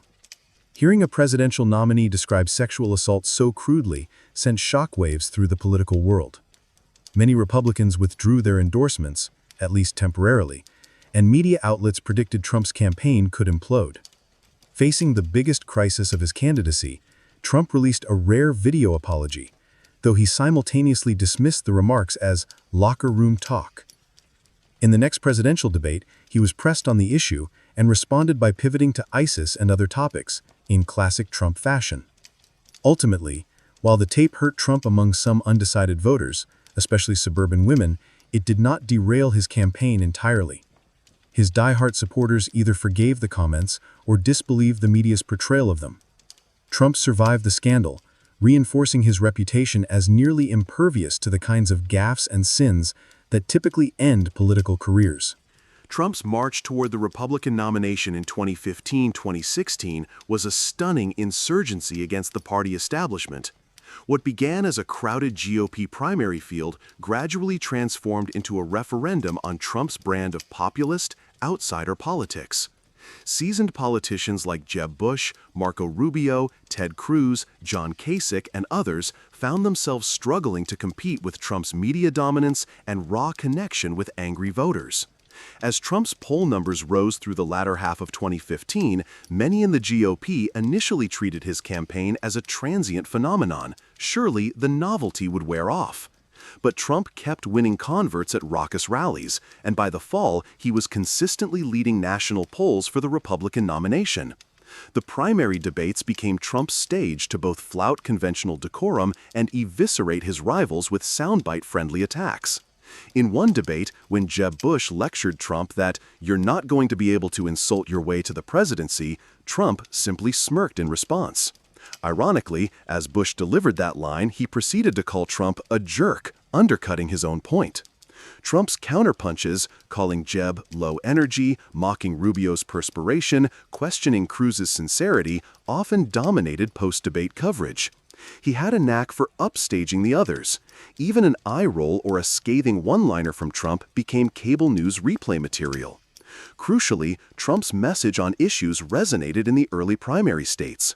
He promised to bring back jobs to devastated factory towns and railed against trade deals like NAFTA. He hammered the GOP establishment for failing to secure the border or stand up to President Obama effectively. In Iowa, the first contest, Trump finished second, behind Ted Cruz, a mild setback attributed to a weaker ground game. But he roared back by winning New Hampshire in a landslide in February 2016, proving his broad appeal. From there, Trump began to steamroll the competition. South Carolina, Nevada, and many Super Tuesday states fell into his column. One by one, well-funded Republican candidates who were once considered frontrunners collapsed under the Trump onslaught. Jeb Bush, scion of a political dynasty, ended his campaign after disappointing early results and constant belittling by Trump. Marco Rubio, who at one point tried to spar with Trump insult for insult, even poking at Trump's small hands to insinuate other shortcomings, was ultimately vanquished in his home state of Florida. Rubio lamented that he had stooped to Trump's level, calling it a mistake as he exited the race. Ted Cruz hung on as Trump's fiercest challenger into the spring of 2016, but their rivalry grew bitter. Trump pushed conspiracy theories, hinting Cruz's father had links to JFK's assassin, which prompted Cruz to unleash perhaps the most scathing critique of Trump from any Republican. Cruz fumed to reporters that this man is a pathological liar, utterly amoral, and a narcissist at a level I don't think this country's ever seen. Even quipping that Trump was such a narcissist, Barack Obama looks at him and says, "Dude, what's your problem?" The day Cruz delivered those remarks, Indiana's primary handed Trump a decisive victory, and Cruz suspended his campaign. By May 2016, Trump had effectively clinched the Republican nomination, an outcome few thought possible just months prior. Trump's triumph in the primaries was a hostile takeover of the GOP. He won by breaking all the supposed rules. He spent comparatively little on traditional advertising or field operations, instead leveraging free media coverage from his constant appearances and controversial statements. One study found that by March 2016, Trump had earned close to $2 billion worth of free media attention, more than double what Hillary Clinton received and many times what his Republican rivals got. Television networks couldn't get enough of him. Even his rallies and off-the-cuff remarks were broadcast live to huge audiences. The head of CBS, Leslie Moonves, infamously joked that Trump's campaign may not be good for America, but it's damn good for CBS, a nod to the ratings bonanza. Trump also capitalized on social media in unprecedented ways.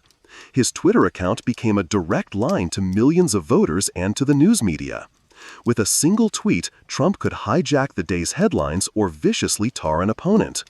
He would tweet late into the night, sometimes with spelling errors or taunts, lightweight choker, Rubio, lion Ted, etc., fueling constant attention. This unfiltered communication made fact-checkers despair, but reinforced Trump's image as authentic and transparent to his followers. By the time of the Republican National Convention in July 2016, the party was formally Trump's. The convention had its bumps. Notably, Ted Cruz pointedly refused to endorse Trump on stage, telling delegates to vote your conscience, which drew boos. Many prominent Republican figures, from the Bush family to 2012 nominee Mitt Romney, shunned the convention entirely in protest of Trump. Still, the party machinery grudgingly fell in line behind the nominee. Trump's acceptance speech was dark and defiant. I am your voice, he declared to Americans who felt forgotten, promising, I alone can fix it, when describing a nation beset by crime and insecurity. It was a speech more in the vein of an authoritarian strongman than a traditional optimistic U.S. politician, and it capped Trump's outsider rebellion against both the Democrats and his own party's old guard. Trump's 2016 campaign played out in an extraordinarily volatile media environment, one that both propelled his rise and was convulsed by it. As Trump gained political prominence, he became an omnipresent figure on cable news, talk radio, and online. Supporters tuned in eagerly, while opponents couldn't look away from the spectacle. The media, in turn, wrestled with how to cover a candidate who broke all the norms. Traditional outlets were often criticized for giving Trump disproportionate exposure, airing his rallies live or granting constant phone interviews because it drove ratings. At the same time, those outlets increasingly took an adversarial stance, aggressively fact-checking Trump's frequent false or exaggerated claims. This dynamic created a feedback loop of Trump attacking the media and the media dissecting Trump, which only gave him more attention. From early on, Trump cast the mainstream press as villains in his narrative. He lambasted journalists at his rallies, pointing to the penned-in press area and calling them so dishonest to raucous boos from the crowd. Reporters covering Trump rallies sometimes faced jeers and threats from zealous attendees. The phrase fake news was not yet the ubiquitous slogan it would become, but its seeds were planted during the campaign. There was a surge of fabricated stories and conspiracy theories on social media in 2016, many aimed at influencing the election. False narratives ranged from the Pope endorsing Trump, he did not, to wild conspiracy theories like Pizzagate, which claimed Hillary Clinton was involved in a child trafficking ring run out of a Washington pizzeria. These bogus stories spread virally on Facebook and Twitter, illustrating the growing problem of misinformation online. Trump's critics argued that his campaign benefited from this flood of false or misleading content, a propaganda wave that duped some voters. Indeed, U.S. intelligence later concluded that Russian operatives were behind some of the fake news and hacked leaks damaging to Clinton. The Clinton camp and many in the media began sounding alarms about this post-truth environment, where rumor outran reality. Trump, for his part, turned the fake news label around and wielded it as a weapon against mainstream media. Stung by negative coverage, he increasingly denounced outlets like CNN, The New York Times, and NBC as biased liars. When CNN reported on a dubious dossier about Trump in early 2017, he famously lashed out at a reporter, "You are fake news," a catchphrase that stuck. During the campaign, he routinely accused the media of favoring Clinton and not telling the truth about his crowd sizes or chances. At one rally, after some press had written that his crowds weren't as large as he claimed, Trump pointed to the cameras and sneered, "Turn them around, they never show the crowd." The audience booed on cue. This combative stance toward the press delighted Trump's base, who long felt the media had a liberal or elitist slant. It also presaged a dangerous erosion of trust as millions of Americans began doubting even basic news facts if they cast Trump in a bad light. Both sides thus accused the other of purveying propaganda. Clinton supporters saw a right-wing media ecosystem, Fox News commentators, talk radio hosts like Rush Limbaugh, and websites like Breitbart, headed by Stephen Bannon, who later joined Trump's campaign, working in concert to boost Trump with slanted stories and conspiracy talk. Trump's supporters, meanwhile, believed the establishment media were effectively campaigners for Hillary Clinton, highlighting Trump's negatives while downplaying Clinton's, such as the FBI investigation into her private email server or controversies over the Clinton Foundation. This information war came to a head in the final weeks of the campaign, when WikiLeaks released hacked emails from Clinton's campaign chairman, and coverage alternated between that and the latest Trump controversy. The net effect was a climate of total mistrust and polarization. Voters inhabited parallel realities curated by their media of choice. If nothing else, Trump's 2016 run accelerated trends in how media and politics interact. For better or worse, a celebrity candidate leveraged entertainment tactics to command attention, while the traditional gatekeepers lost much of their gatekeeping power. By mid-2016, the stage was set for a general election showdown between Donald Trump and Democrat Hillary Rodham Clinton. It was a contest few would have predicted a year earlier. Clinton, a former First Lady, Secretary of State, and fixture of the political establishment, versus Trump, a reality TV populist with no public office experience. The clash symbolized a broader upheaval in American politics. For Trump supporters, he was the ultimate political outsider poised to break up a failed status quo. For Clinton supporters, she was the experienced hand who could stop an erratic demagogue from disgracing the presidency. The stakes felt enormous, and the atmosphere grew only more polarized and toxic as Election Day approached. Clinton and Trump faced off in 3 nationally televised debates in fall 2016, which encapsulated their stark differences. In the first debate, Clinton pressed Trump on his business record, his refusal to release tax returns, and his history of degrading comments. Trump countered by attacking Clinton's political record, blaming her for trade deals and Middle East turmoil, and repeatedly bragging about his own accomplishments. At one point, Clinton suggested Trump was hiding something in his taxes, to which Trump quipped that not paying federal income tax makes me smart. In another debate, when Clinton accused Trump of having a cavalier attitude toward nuclear weapons, Trump interjected, "No puppet, no puppet, you're the puppet," in an odd exchange about Russia. Clinton remained relatively composed and invited viewers to fact-check Trump's alternative facts, while Trump often went on the offensive. Famously, when Clinton criticized Trump's temperament, noting, "A man you can bait with a tweet is not a man we can trust with nuclear weapons," Trump simply retorted, "Wrong." The tension peaked in the final debate when moderator Chris Wallace asked if each would accept the election result. Trump demurred, saying, "I will look at it at the time. I'll keep you in suspense." This unprecedented hint at rejecting the outcome alarmed many and led Clinton to respond, "That's horrifying." It underscored the fractured state of American democracy that even the basic norms of peaceful power transfer felt in doubt.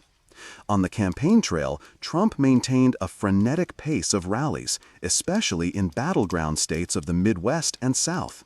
He hammered an anti-establishment populist message, painting Clinton as the corrupt embodiment of a system rigged against ordinary Americans. Crowds energetically took up the "lock her up" chant, reflecting the deep animosity toward Clinton over her emails and other alleged scandals. Clinton, in contrast, often highlighted Trump's divisiveness. In a candid moment at a September fundraiser, she lamented that half of Trump's supporters belonged in a basket of deplorables, people characterized by racist, sexist, homophobic, xenophobic, Islamophobic views. Though she later walked back the half comment as grossly generalistic, the remark was seized upon by Trump as proof that Clinton disdained ordinary Americans. Trump gleefully turned deplorables into a badge of honor. Many supporters embraced the term, and it further energized the anti-elite anger that fueled his base. Clinton, meanwhile, found herself playing defense for her phrasing, illustrating how almost any misstep in this campaign could become a weapon for the other side. The general election also saw escalating divisiveness on the ground. Trump rallies sometimes turned violent, with protesters and supporters clashing. In one infamous incident, a Trump supporter in North Carolina sucker-punched a protester being escorted out. Trump's own rhetoric at rallies flirted with incitement.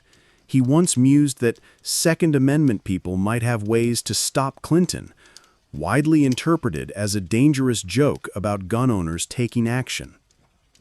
The country was split into camps that not only disagreed but viewed each other with profound suspicion.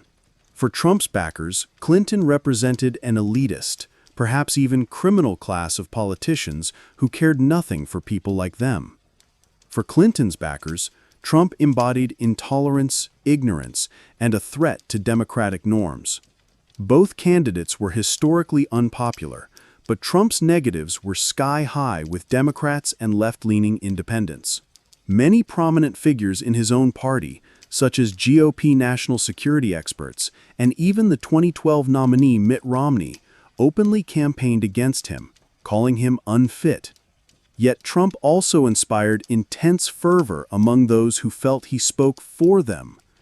His rallies took on the feel of a movement, with red MAGA hats and slogans signifying defiance against both parties' establishment, globalism, and sometimes the march of social change itself. As Election Day neared, most media pundits and pollsters predicted a Clinton victory. Few could imagine Trump actually winning the presidency. Many treated his campaign as a wildly successful protest that would nonetheless fall short at the ballot box. Indeed, Clinton held a lead in most polls and seemed to have multiple paths to the required 270 electoral votes. Trump's team, however, believed there was an undercounted reservoir of support, what Trump dubbed the silent majority, and others called hidden Trump voters, folks who didn't necessarily show up in polls but would surge to polls in November.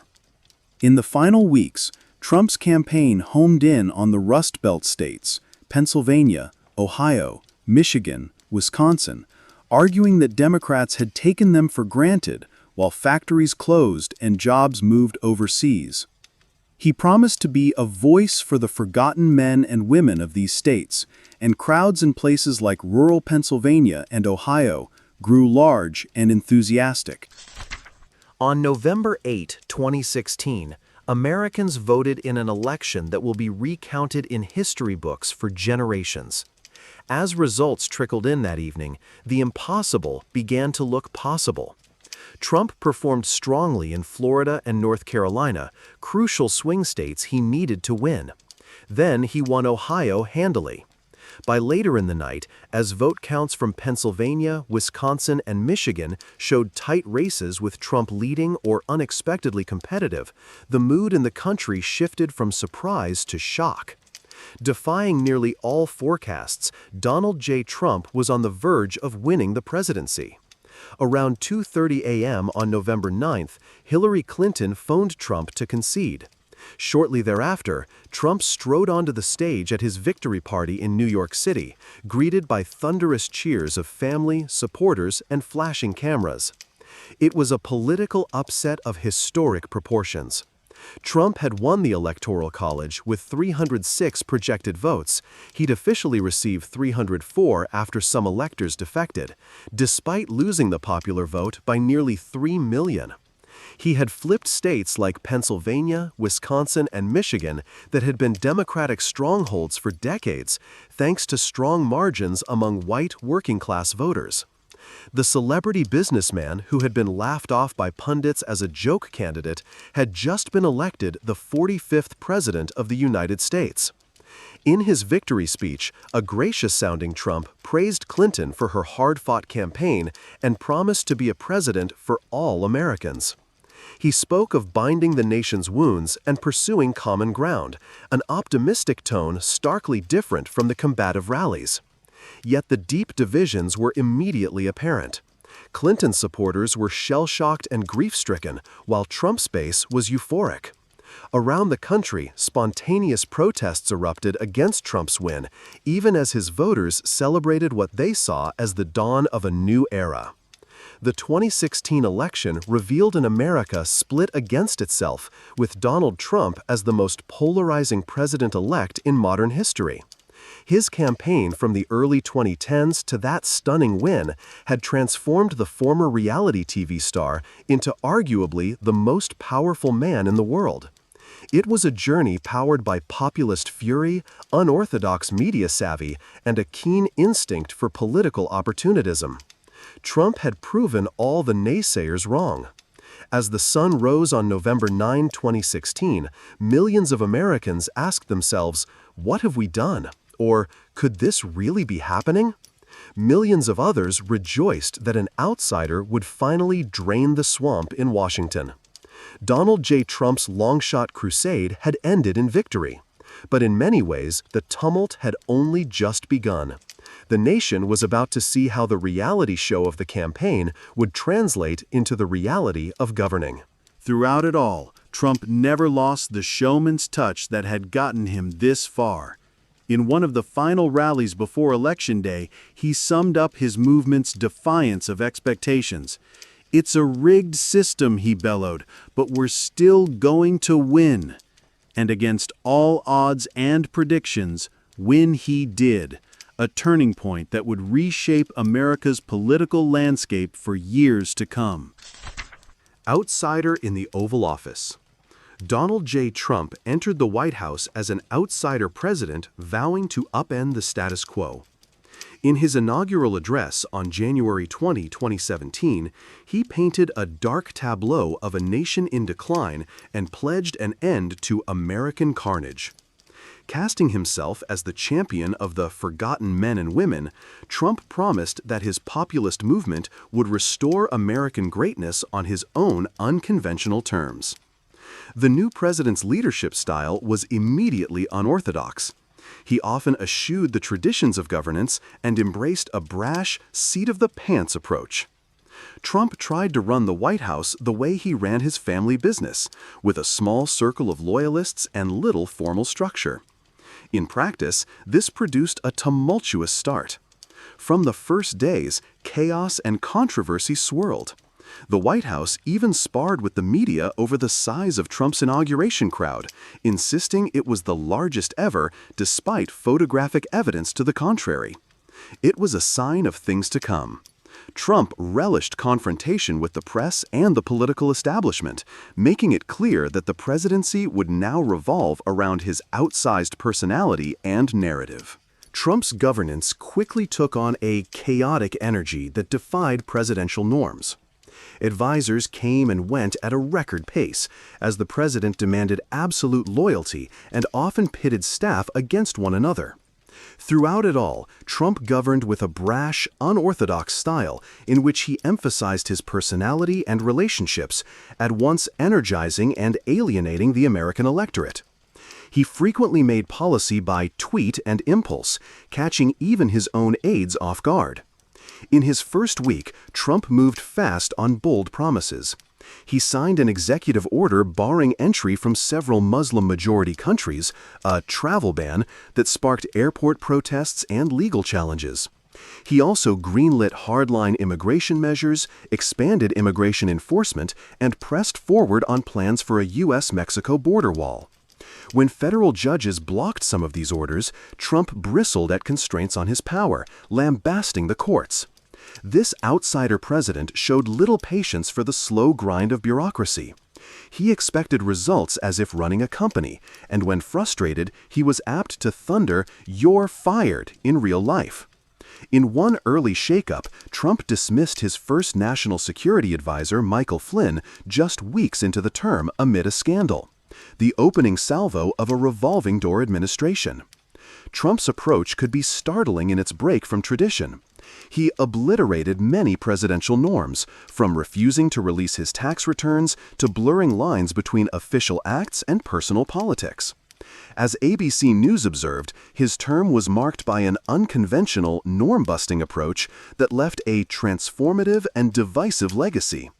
The president made himself the singular focus of the office, demanding personal loyalty from officials, including an FBI director, and taking public feuds to new heights. Yet this norm-shattering strategy also solidified his base. Trump proved impervious to scandal in the eyes of his followers and gained a legion of devotees to his "Make America Great Again" mantra. Those devotees thrilled to his combativeness and anti-establishment posture, even as critics warned that democratic institutions were being eroded. Amid the turmoil, Trump pursued an ambitious domestic agenda, often favoring bold strokes over fine print. In late 2017, he achieved his most significant legislative victory, a $1.5 trillion tax overhaul, the largest tax reform in decades. Signed just before Christmas, the Tax Cuts and Jobs Act slashed the corporate tax rate from 35% to 21% and delivered across-the-board cuts, especially benefiting corporations and wealthier Americans. Trump hailed it as a historic win, celebrating with Republican leaders in a rare moment of Washington harmony. Earlier in the year, however, his attempt to repeal and replace the Affordable Care Act had failed dramatically in the Senate. A late-night thumbs down from Senator John McCain ended the effort. Undeterred by legislative setbacks, the president leaned heavily on executive power to advance priorities. He rescinded scores of federal regulations, from environmental rules to financial safeguards, touting a policy of deregulation that he claimed unleashed business growth. In his first year alone, Trump boasted of cutting more regulations than any president before, a literal effort to deconstruct the administrative state, as one advisor put it. On immigration, Trump embraced a hardline vision, arguing it was central to national sovereignty and safety. He moved to end the Deferred Action for Childhood Arrivals, DACA, protecting young undocumented immigrants, though courts stalled that effort. And he backed a zero-tolerance policy at the southern border that led to family separations.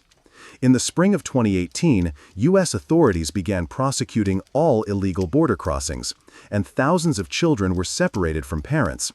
Images of kids in detention sparked national outrage. Facing public condemnation, Trump eventually signed an executive order halting family separations in June 2018. Still, he doubled down on border security as a rallying cry. Trump demanded funding for his promised wall, willing even to shut down the government over the issue. In December 2018, a standoff with Congress over wall money led to the longest U.S. government shutdown in history, 35 days. It ended only after Trump agreed to reopen government with limited funds for barriers. Frustrated, he then declared a national emergency in February 2019 to divert military funds to wall construction, an extraordinary assertion of executive authority to bypass Congress. A signature legacy of Trump's domestic policy was his reshaping of the federal judiciary. With the help of a Republican-controlled Senate, Trump installed over 200 judges to lifetime seats and 3 Supreme Court justices: Neil Gorsuch in 2017, Brett Kavanaugh in 2018, and Amy Coney Barrett in 2020. These young conservative jurists tilted the courts for a generation, fulfilling a top promise to his political base. The Kavanaugh confirmation battle, marked by sexual misconduct allegations and nationally televised hearings, exemplified the divisive politics of the era. Amid mass protests and partisan acrimony, Kavanaugh was narrowly confirmed, giving Trump a crucial victory. In 2020, when liberal icon Justice Ruth Bader Ginsburg died weeks before the election, Trump and Senate Republicans moved with lightning speed to confirm Barrett, cementing a 6-3 conservative majority on the Supreme Court. The president's supporters cheered these judicial appointments as among his most enduring achievements. On the world stage, President Trump broke with past U.S. leadership approaches, guided by his America First doctrine. He cast allies and adversaries alike as competitors in a global arena where, in his view, the U.S. had been taken advantage of for years. Early on, Trump withdrew the United States from international agreements he saw as unfavorable. He pulled out of the Trans-Pacific Partnership trade deal and announced the U.S. would quit the Paris Climate Accord in June 2017, arguing the climate pact unfairly burdened American industry. In 2018, he also exited the Iran nuclear deal, seeking to exert maximum pressure on Tehran. Trump's most audacious economic move was launching a trade war with China. Frustrated by trade deficits and alleging Chinese unfair practices, he slapped tariffs on tens of billions of dollars worth of Chinese goods. On January 23, 2018, the first salvo came: steep tariffs on imported solar panels and washing machines. Beijing retaliated with its own tariffs. Over the next 2 years, escalation became the norm. The U.S. targeted Chinese steel, electronics, and more, while China hit American agriculture. By 2019, hundreds of billions in goods faced import taxes, rattling global markets. American farmers needed multi-billion-dollar bailouts as soybean exports collapsed. Trump, however, insisted the pain was necessary to force China to the table, and in January 2020, he signed a Phase 1 trade deal. The pact included Chinese commitments to buy more U.S. goods, but many tariffs stayed in place. The China trade war exemplified Trump's combative foreign policy, confrontation over consensus, with uncertain results. Meanwhile, Trump upended diplomatic norms in dealing with longtime U.S. allies. He repeatedly blasted NATO partners for not spending enough on defense, at one point reportedly musing about withdrawing from the alliance. At tense summits, he hammered allied leaders, calling some nations delinquent in payments. Although NATO survived intact, Trump's tenure introduced unprecedented strain, with even supporters acknowledging a rough ride for transatlantic relations. In another break from tradition, Trump openly questioned the U.S. military presence in places like South Korea and Germany, seeking to reduce troop levels unless host countries paid more. This mercenary view of alliances unsettled officials in Washington and abroad, but delighted Trump's base, who saw it as putting America's interests first. Where Trump did seek bold engagement was with some of the world's most notorious strongmen. Nowhere was this more dramatic than North Korea. In 2017, North Korea's accelerating nuclear missile tests brought the peninsula to a flashpoint. Trump responded with fiery rhetoric, warning that further threats from Pyongyang would be met with fire and fury like the world has never seen. He mocked North Korean leader Kim Jong-un as Little Rocket Man, while Kim called Trump a mentally deranged U.S. dotard. The war of words raised fears of a clash, until an abrupt shift. By 2018, Trump pivoted to personal diplomacy with Kim. In June 2018, they met in Singapore for an unprecedented U.S.-North Korea summit. The imagery was stunning: an American president shaking hands with a dictator long considered a pariah. Though the summit's joint statement was vague on denuclearization, Trump touted a new era of relations. A second meeting in Vietnam in 2019 collapsed without agreement, yet Trump's courtship of Kim continued. At a 2018 rally, Trump even joked about their rapport. "And then we fell in love, okay? No, really. He wrote me beautiful letters," he told the crowd, referring to Kim's friendly correspondence. Critics saw this as naive flirtation with a brutal regime, but Trump argued his personal touch averted war. In the Middle East, Trump also pursued an unconventional path. He aligned closely with Israel's right-wing government, moving the U.S. Embassy to Jerusalem in 2018 despite international outcry. His administration brokered the Abraham Accords in 2020, breakthrough agreements that saw several Arab states, the UAE, Bahrain, Sudan, and Morocco, normalize relations with Israel. This diplomatic coup earned rare bipartisan praise and was a legacy Trump proudly claimed. Yet elsewhere, peace proved elusive. Despite promises to end endless wars, Trump struggled to extricate the U.S. from Afghanistan or Iraq completely, though he did redraw troop levels.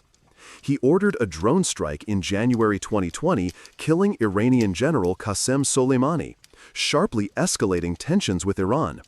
Iran retaliated with missile strikes on U.S. bases, and for a moment, the two nations teetered on the edge of broader conflict. It was another episode of brinksmanship that typified Trump's foreign policy: high drama, high risk, and the constant element of surprise. While Trump navigated policy fights at home and abroad, a storm was brewing that would consume much of his presidency: the investigation into Russian election interference and the Trump campaign's possible ties. In May 2017, after Trump abruptly fired FBI Director James Comey, the Justice Department appointed former FBI Chief Robert Mueller as special counsel. The Mueller investigation cast a long shadow over Trump's tenure, an ever-present source of pressure and presidential fury. Trump denounced it relentlessly as a witch hunt, insisting he had done nothing wrong. Behind the scenes, Mueller's team of prosecutors and agents spent 22 months digging into Kremlin meddling and potential obstruction of justice by the president. They uncovered a sweeping Russian effort to influence the 2016 election and numerous contacts between Trump associates and Russians, but ultimately did not find that the Trump campaign conspired or coordinated with the Russian government. On the question of obstruction, Mueller pointedly did not exonerate Trump, stating, "While this report does not conclude that the president committed a crime, it also does not exonerate him." However, Attorney General William Barr, newly appointed in early 2019, seized on Mueller's ambiguity to clear Trump. Barr's summary to Congress asserted there was no prosecutable obstruction case, and Trump triumphantly declared it a complete and total exoneration. The end of the Mueller probe in April 2019 was a relief for Trump, but hardly the end of his legal woes. The investigation had led to nearly 37 indictments or guilty pleas, including Trump's campaign chairman Paul Manafort, convicted of fraud, and personal lawyer Michael Cohen, who pleaded guilty to campaign finance crimes. The president himself escaped direct charges, due in part to DOJ policy against indicting a sitting president. Still, the spectacle cemented Trump's view of Washington as a hostile swamp out to destroy him. He often mused that the deep state was conspiring against his presidency. When Mueller testified in Congress in mid-2019, the president took a victory lap, claiming vindication. But almost immediately, new clouds gathered. Just a few months after Mueller's investigation wrapped up, Donald Trump became only the third U.S. president to be impeached. The catalyst was a phone call on July 25, 2019, between Trump and Ukraine's newly elected president, Volodymyr Zelensky. During the conversation, after Zelensky mentioned needing more U.S. anti-tank missiles, Trump famously replied, "I would like you to do us a favor, though." He proceeded to urge Zelensky to investigate Trump's potential 2020 rival, Joe Biden, and Biden's son's activities in Ukraine. At the same time, military aid to Ukraine had been mysteriously frozen. A U.S. intelligence blower filed a complaint in August 2019 alleging Trump was soliciting foreign interference for his re-election. When the story broke, it ignited a political firestorm in Washington. By September 2019, the Democratic-led House launched an impeachment inquiry. Weeks of dramatic public hearings followed, revealing a shadow foreign policy run by Trump's allies to pressure Ukraine into helping his campaign. The evidence showed Trump's personal lawyer, Rudy Giuliani, orchestrating a campaign to get Kyiv to announce investigations into the Bidens. Career diplomats testified that it was improper and dangerous. Trump's defenders argued he was legitimately concerned about corruption and that no quid pro quo was explicitly stated. But on December 18, 2019, the House of Representatives voted to impeach Trump for abuse of power and obstruction of Congress, charging that he leveraged the powers of his office for personal political gain. It was a stark rebuke, making Trump the first president ever impeached in his first term. The case moved to the Senate, and in early 2020, Trump stood trial. The partisan divide held. Despite some Republican misgivings, the Senate voted almost entirely along party lines to acquit Trump on February 5, 2020. Only one Republican senator, Mitt Romney, broke ranks to convict on the abuse of power article. Trump claimed vindication once again, celebrating the outcome as victory over his foes. But impeachment further deepened the cleavages in American politics, with Trump railing against evil Democrats and deep state traitors. Notably, this saga reinforced one of the sub-themes of Trump's presidency: his willingness to shatter norms and test the guardrails of governance. In the Ukraine affair, critics said, Trump invited foreign interference and then stonewalled Congress's investigation, conduct unimaginable for prior presidents. Yet Trump survived, buoyed by GOP loyalty and his base's fervent support. As 2020 began, Donald Trump's sights were set on re-election. The economy was strong, and despite the polarization, he had a loyal base ready to carry him to a second term. But in the early months of that election year, an unprecedented global crisis transformed his presidency: the COVID-19 pandemic. The novel coronavirus, first identified in China, soon spread worldwide.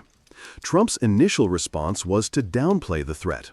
"We have it totally under control," he said in late January 2020, when the U.S. had only a handful of cases, insisting it was one person coming in from China that would be contained. On January 31, he barred entry to most foreign nationals who had recently been in China, a move he touted as bold action, though it came after the virus was already on U.S. soil. By March, COVID-19 was exploding in America. The World Health Organization declared a global pandemic on March 11, and within days, daily life in the United States ground to a halt. States shuttered schools and businesses. Markets plunged. On March 13th, Trump proclaimed a national emergency as U.S. hospitals braced for an influx of patients. The pandemic became the gravest challenge of Trump's presidency, and one of his most controversial legacies.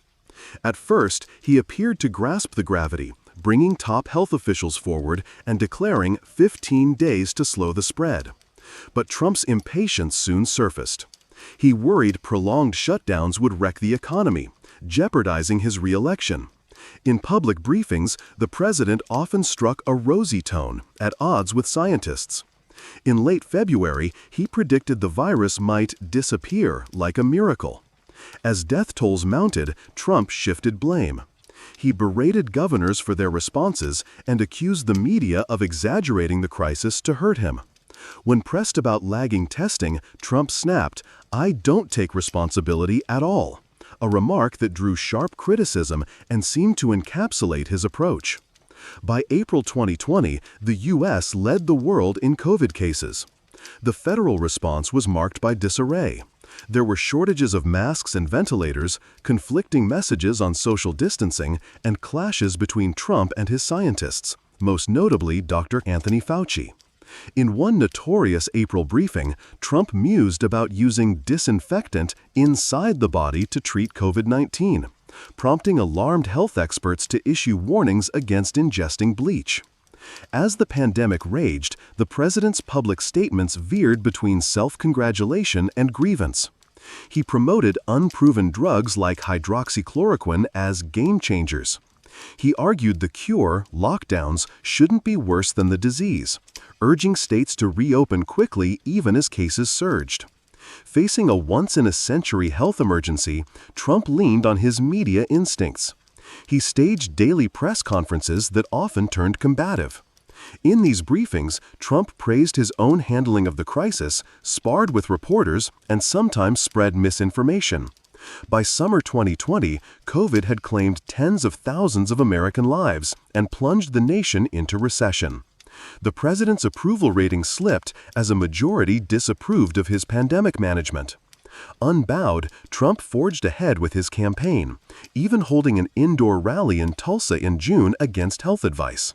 He was reportedly furious when attendance was lower than expected after many supporters stayed home due to virus fears.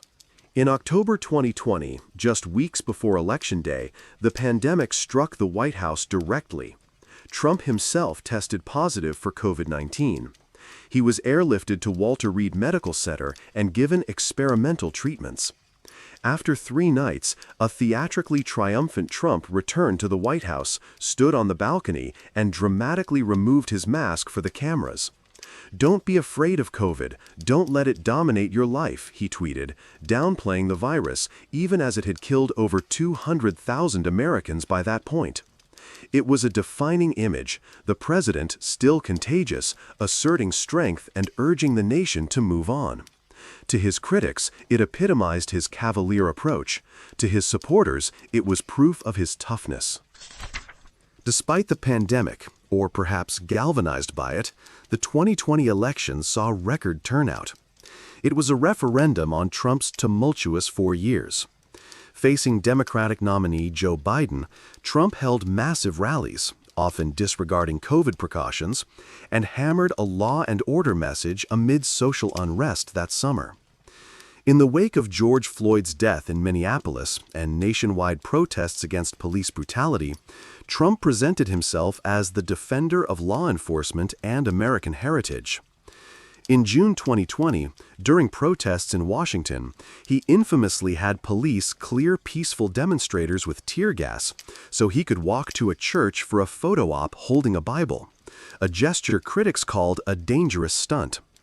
The country felt on edge, divided and fatigued by crisis and conflict. Election night, November 3, 2020, initially showed Trump leading in several key states. But as anticipated, the tide shifted when millions of mailed-in ballots, heavily Democratic, were counted. By November 7, media outlets called the race for Biden, projecting him as the 46th president. Trump, however, refused to concede. Even in the early hours of November 4, he had falsely declared victory and decried the continuing vote counts as fraud. Thus began an extraordinary 2-month campaign by a sitting American president to overturn a Democratic election. Trump and his legal team launched a blitz of lawsuits across multiple states, alleging without evidence that a vast conspiracy had stolen the election from him. Courts at every level, including judges Trump had appointed, dismissed these claims for lack of proof. By early December, his own Attorney General, Bill Barr, announced the Justice Department had found no widespread voter fraud that could change the outcome. The Electoral College formally confirmed Biden's win on December 14, 2020. Yet Trump persisted, stoking what would be called the big lie, the false narrative that he had actually won by a landslide. He leaned on Republican state officials to somehow find him votes. In a recorded phone call on January 2, 2021, Trump pressured Georgia's Secretary of State to find 11,780 votes to overturn Biden's win there. The official refused. Undeterred, Trump turned to a last-ditch tactic. On January 6, when Congress was set to certify Biden's victory, Trump called on supporters to gather in Washington for a wild protest.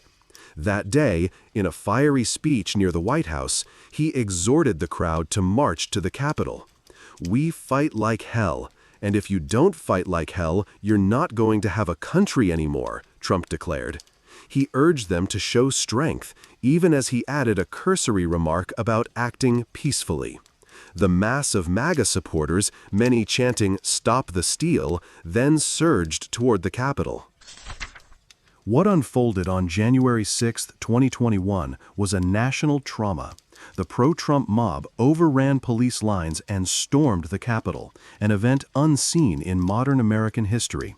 Rioters smashed windows, invaded the House and Senate chambers, and sent lawmakers fleeing for safety. Some in the crowd carried Trump flags and even improvised gallows, believing they were there to stop the steal at the president's behest. Amid the chaos, Trump initially resisted pleas to call off the rioters.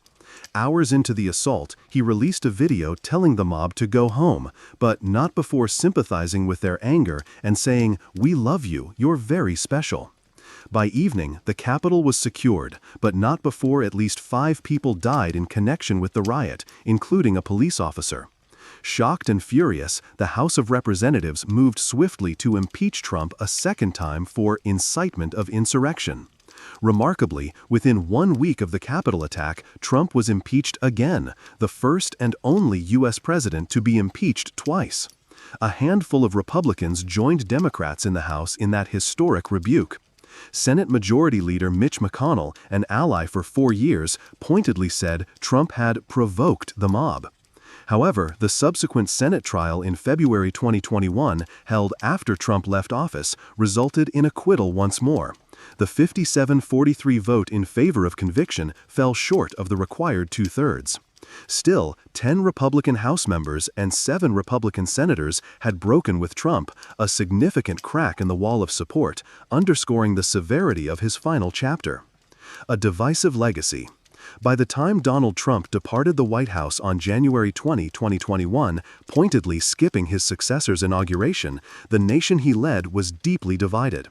He left on a note of defiance, never formally conceding the election. His approval ratings had cratered to just 34% in Gallup polling, the lowest of his presidency. And he exited Washington as a leader broadly condemned for undermining democratic norms. Yet Trump also left with an intensely devoted following.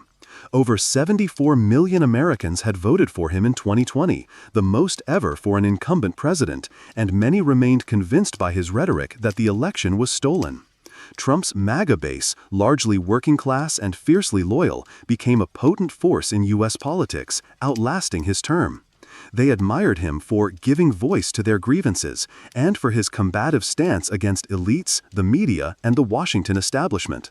Indeed, Trump recast the Republican Party in his image, sidelining the old guard in favor of his brand of populist nationalism. Even out of office, he loomed large over the GOP, hinting at comebacks and continuing to claim, without evidence, that victory had been his. Historically, Trump's presidency is destined to be remembered as one of the most turbulent in American history. He governed as a disruptor, shattering countless precedents. He made the presidency all about him, leveraging the power of his persona in unprecedented ways. Through constant Twitter missives and headline-grabbing provocations, Trump commanded the nation's attention like a reality show, a Twitter president with 88 million followers, using social media to speak directly to the people and to trade in falsehoods or conspiracy theories when it suited him. He would fire top officials via tweet and label any unfavorable news fake news, even calling the press the enemy of the people. To his critics, this was an assault on truth and democratic institutions. To his supporters, it was Trump fighting a corrupt media and entrenched bureaucracy on their behalf. The Trump era saw unheard-of polarization. Gallup recorded an 81-point average approval gap between Republicans and Democrats, the widest ever measured. Love him or loathe him, Americans seldom felt neutral about Donald Trump. By the end of his term, Trump had achieved significant policy wins: tax cuts, deregulation, reshaped courts, new trade deals like the USMCA, and recalibrated U.S. politics in ways likely to endure. But he also left behind a trail of legal and ethical controversies, 2 impeachments, and a nation scarred by a public health catastrophe and an attack on its own capital. In his farewell address, Trump touted, "We did what we came here to do," and told his supporters, "The movement we started is only just beginning." Indeed, the collision between Trump's brand of politics and American democracy would continue to reverberate well beyond January 2021. As he lifted off in Air Force One that morning, bound for Florida instead of attending the inauguration, it was clear that the story of Donald J. Trump, the disruptor, the norm breaker, the populist president, was not concluding, but entering a new chapter beyond the White House.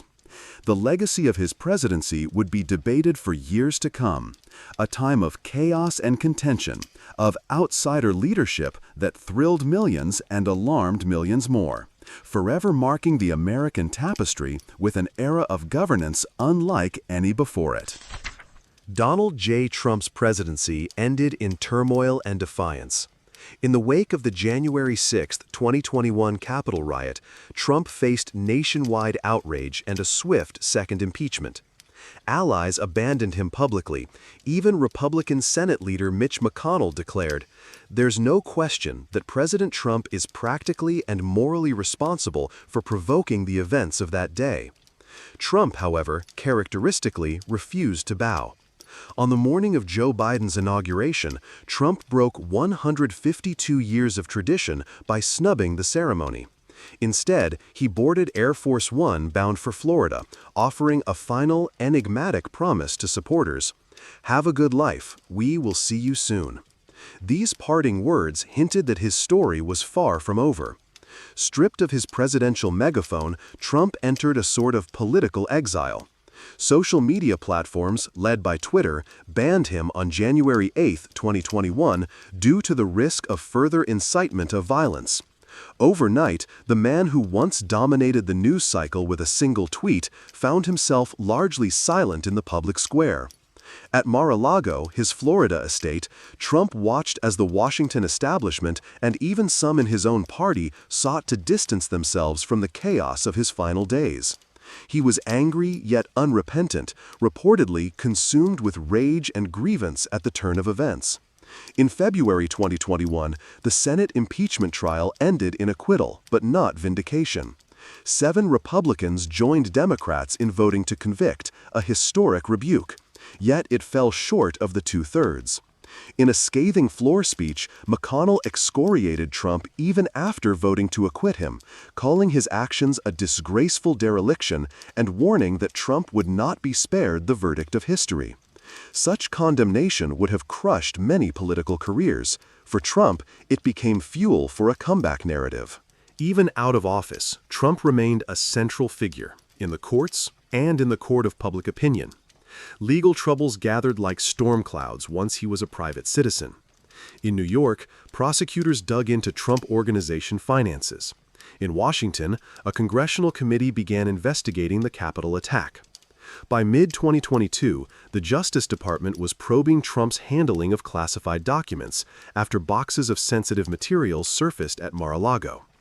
The legal net tightened dramatically on August 8, 2022, when the FBI executed an unprecedented search of Trump's Florida home. Trump was flabbergasted. "These are dark times for our nation, as my beautiful home, Mar-a-Lago, is currently under siege. Nothing like this has ever happened to a president of the United States before," he railed in a public statement. To his supporters, it was proof of a witch hunt. To critics, a sign that even an ex-president was not above the law. The investigations culminated in an extraordinary sequence of indictments in 2023. For 234 years, no American president had ever been criminally charged. Trump shattered that precedent in short order. On March 30, 2023, a New York grand jury indicted him for falsifying business records related to hush money paid to adult film actress Stormy Daniels during the 2016 campaign.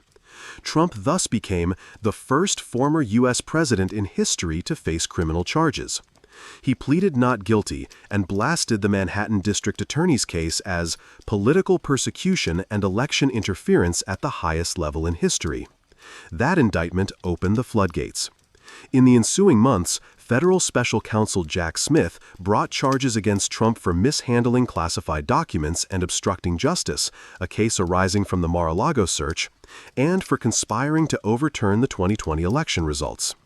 In August 2023, yet another indictment came down in Georgia, where a prosecutor charged Trump and associates with racketeering for trying to subvert Georgia's vote count.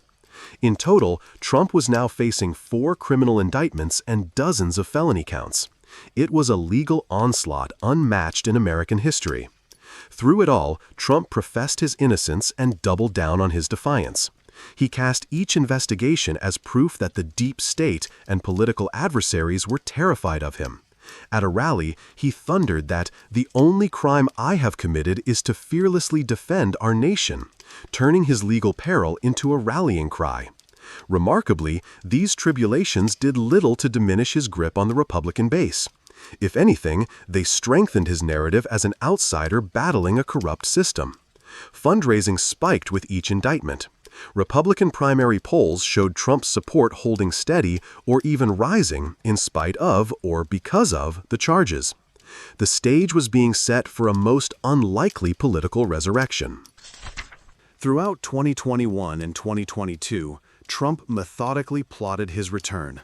Banished from Twitter, he found alternative outlets, issuing fiery press statements, phoning into conservative talk shows, and eventually launching his own social media platform. At rallies and conservative conferences, he hinted at a 2024 run almost from the moment he left Washington.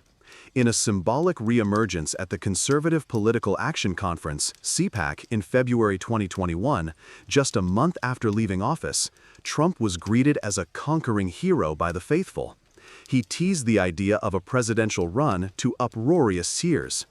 "I may even decide to beat them for a third time," he quipped slyly, refusing to admit he had lost in 2020. The crowd roared its approval. Trump made clear that the movement he started was not going anywhere. He vowed, "We're not starting new parties, we have the Republican Party. We're going to unite and be stronger than ever before." Even in exile, he was staking claim as de facto party leader. When the 2022 midterm elections rolled around, Trump eagerly played kingmaker, endorsing loyal candidates up and down the ballot. Many of his picks won primaries, affirming his continued sway over the GOP.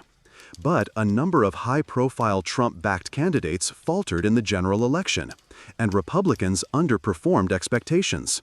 Some in the party whispered that Trump was a liability. Undeterred, on November 15, 2022, Trump formally launched his campaign to retake the presidency. "America's comeback starts right now," he proclaimed from Mar-a-Lago, framing his run as a mission to restore what he called the lost glory of his first term. Few major Republican figures dared challenge him. One who did, Florida Governor Ron DeSantis, found himself quickly overshadowed by Trump's enduring star power and the loyalty he commanded among the base. By mid-2023, it was evident that the Republican nomination was Trump's for the taking. Neither multiple indictments nor the passage of time had loosened his bond with his followers. Trump's 2024 campaign took on a darker, more vindictive tone than his first run. In March 2023, just after his first indictment, Trump delivered an address that crystallized his new message. "In 2016, I declared, 'I am your voice.' Today I add, 'I am your warrior. I am your justice. And for those who have been wronged and betrayed, I am your retribution," he declared to a rapt CPAC audience. It was a striking mantra, casting himself as an instrument of vengeance for his supporters. He promised a purge of the Washington establishment and payback against those who had, in his view, persecuted him and his movement. This combative platform resonated deeply with a Republican base that felt aggrieved by Trump's loss and the tumult that followed. To them, Trump was still the one true champion willing to fight the elites on their behalf. On the campaign trail, Trump continued to reprise the themes of his political rise: hardline immigration policies, economic nationalism, and an America First approach abroad, now seasoned with claims of personal martyrdom. He barnstormed swing states with rally crowds as eager as ever, relentlessly attacking President Biden's record on inflation, immigration, and foreign policy. He also refused to let go of the 2020 election fraud narrative, insisting at every turn that he had been wronged and that Washington needed a reckoning. The strategy was polarizing, but it kept him in the spotlight. As the 2024 general election approached, Donald Trump had achieved what many thought impossible. He was no longer a disgraced former president in exile, but the Republican nominee, a viable contender to return to the Oval Office. Election night 2024 proved to be the climax of Trump's long quest for redemption. In a bitterly fought contest against incumbent President Joe Biden, Trump leveraged the enthusiasm of his base and Americans' concerns over the economy to propel himself back into power. The vote was tense and close. Well past midnight on November 5, 2024, it became clear that Trump had secured enough pivotal swing states to clinch victory. In a stunning comeback, he would become only the second president in U.S. history to serve non-consecutive terms, a feat last accomplished by Grover Cleveland in the 19th century. Grover Cleveland's ghost loomed large in commentary, as astonished pundits noted Trump was now joining that unique club. For Trump and his loyalists, it was a moment of personal and political vindication. The triumph came 4 years after he left office under a cloud, and he returned now claiming a popular mandate for his vision. In his victory speech during the early hours of the morning, Trump reveled in the drama of his own comeback. "They said it couldn't be done," he boomed, basking in chants of USA from the crowd.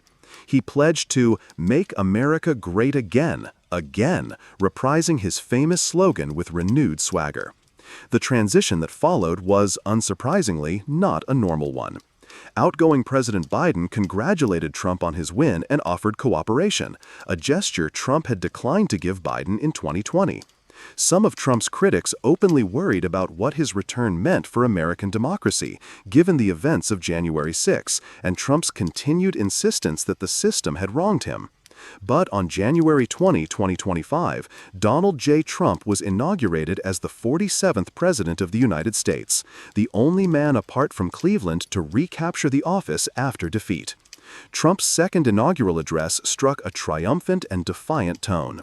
"My administration will prove that the American people's resolve has not been broken," he declared to an audience of supporters and dignitaries. "Today, we don't just transfer power, we return it to you, the people, where it belongs." Observers noted that Trump spoke with the confidence of a man who felt validated by his unlikely return.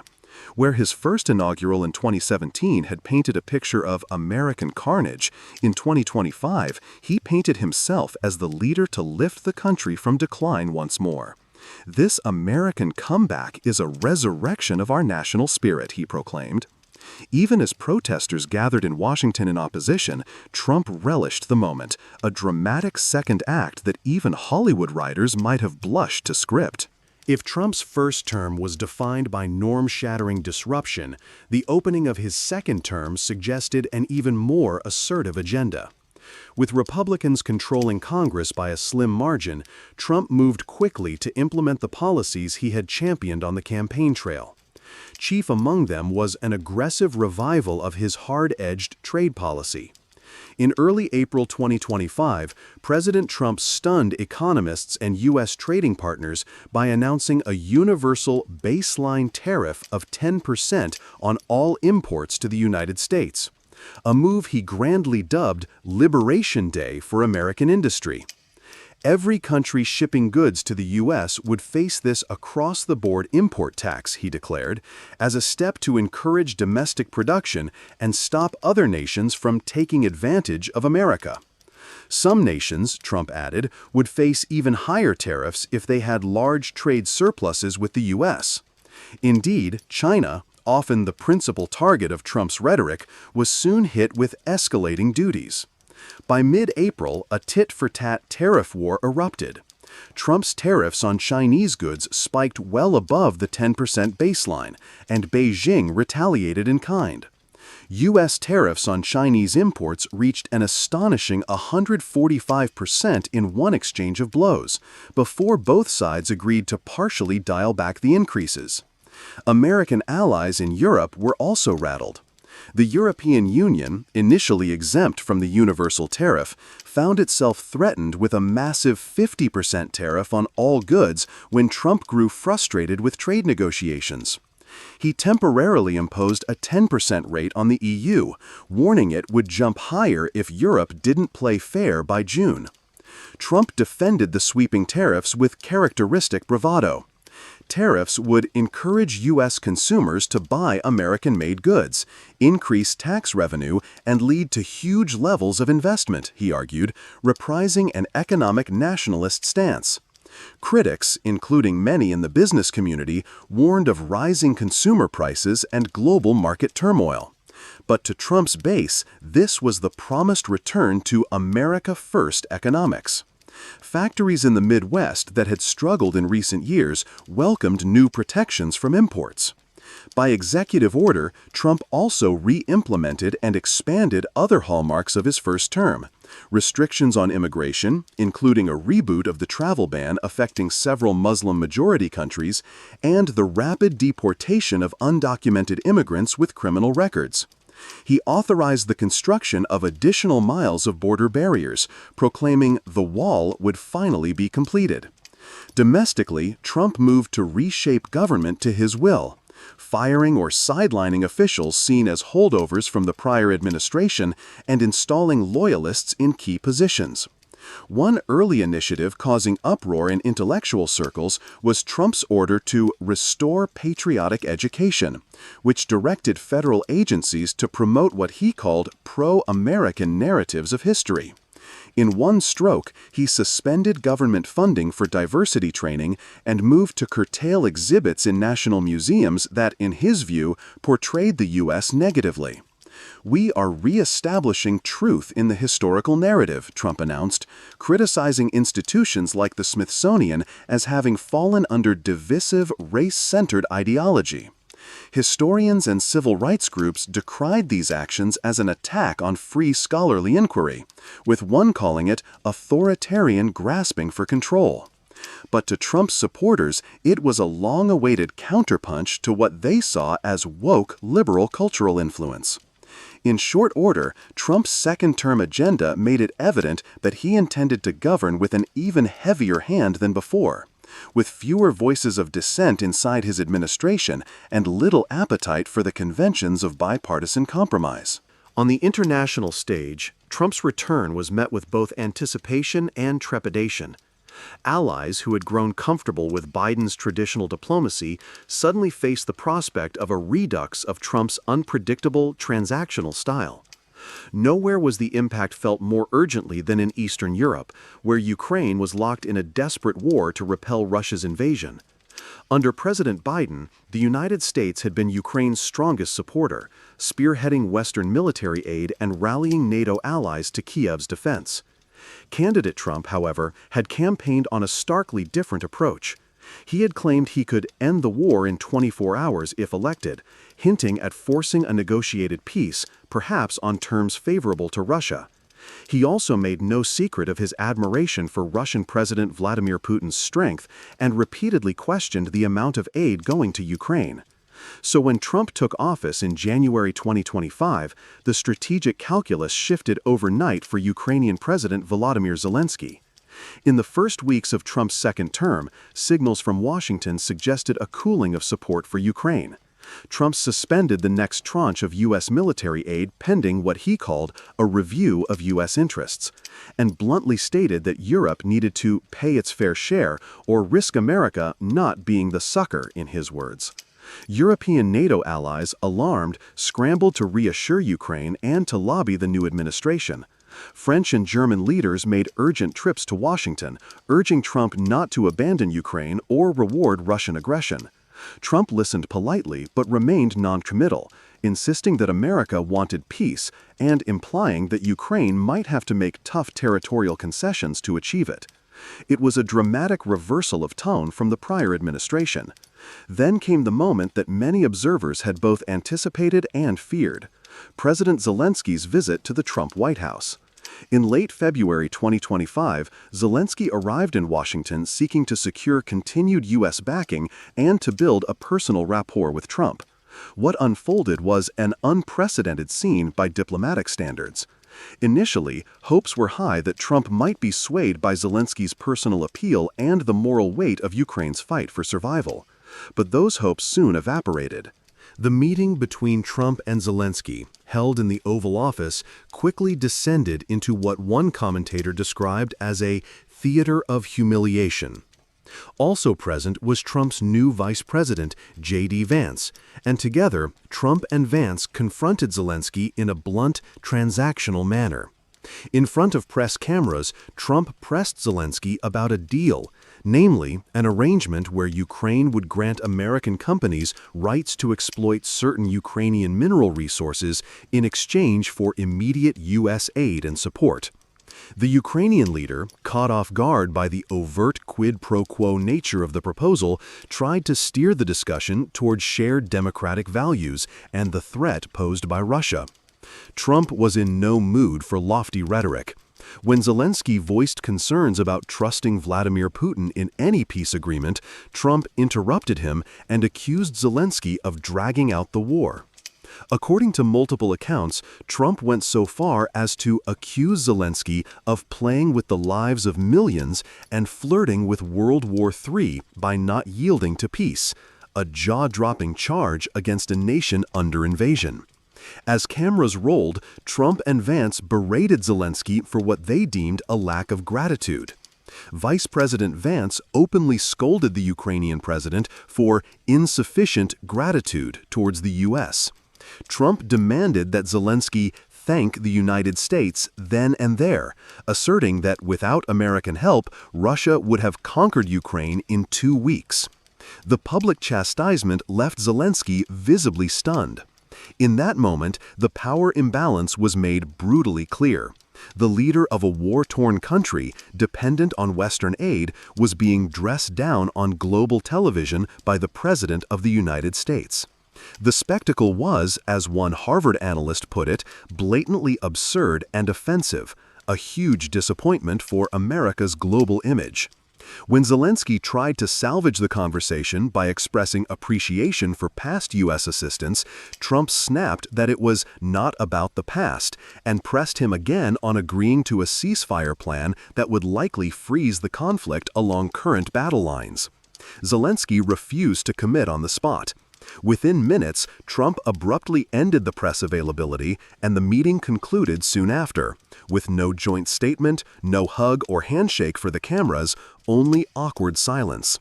Zelensky departed the White House empty-handed, the proposed minerals for aid deal unsigned, and his pleas for a stronger show of U.S. support unanswered. The global reaction was swift and fierce. America's closest allies in Europe were aghast. Diplomats from London to Berlin privately fumed that Washington had publicly humiliated a wartime ally. A British editorial condemned the episode as an insult to Ukraine's sacrifice. In Kyiv, the mood turned from dismay to resolve. Zelensky returned home rallying his people to persevere with or without U.S. help. Russian state media, on the other hand, gleefully cheered the turn of events.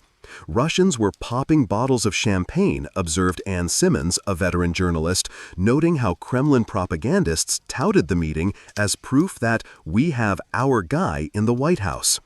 Putin, unsurprisingly, praised Trump's realistic approach and hinted that Russia was ready to negotiate on its terms. In Washington, even some of Trump's Republican allies were uneasy. The optics of an American president scolding another Democratic leader fighting for his nation's survival struck many as jarring. Former officials from the first Trump term, like ex-UN Ambassador Nikki Haley, expressed concern that the U.S. was sending a signal of retreat from the world stage. But Trump's inner circle was jubilant, convinced that this hardline stance would pressure Ukraine into a peace deal and free America from a protracted entanglement. Quote, he wanted to put pressure on Zelensky so that he could get this vaunted peace deal, observed renowned political scientist Joseph Nye, interpreting the confrontation as a calculated move. Indeed, Trump publicly framed the incident as a necessary tough love. Quote, President Zelensky now understands that there's a new direction. I'm looking out for America, and peace through strength means strength, he said in a subsequent interview. To Trump's staunch supporters, who had grown skeptical of foreign aid, the spectacle was proof that Trump would prioritize American interests unapologetically. To much of the world, however, it was a diplomatic fiasco, one that many feared could embolden aggressors and undermine the moral authority of the United States. As 2025 progressed, Donald Trump stood astride American politics like a colossus of controversy and influence. His life and career had always defied norms, but never had the nation seen a chapter quite like this. In the span of 4 years, Trump had gone from a president impeached for inciting insurrection to a defeated one-term incumbent in apparent disgrace, to a triumphant return as the nation's leader. The very fabric of American precedent bent around him. He was the first U.S. president to be impeached twice, and the first to be criminally indicted. Yet none of it prevented him from reclaiming power.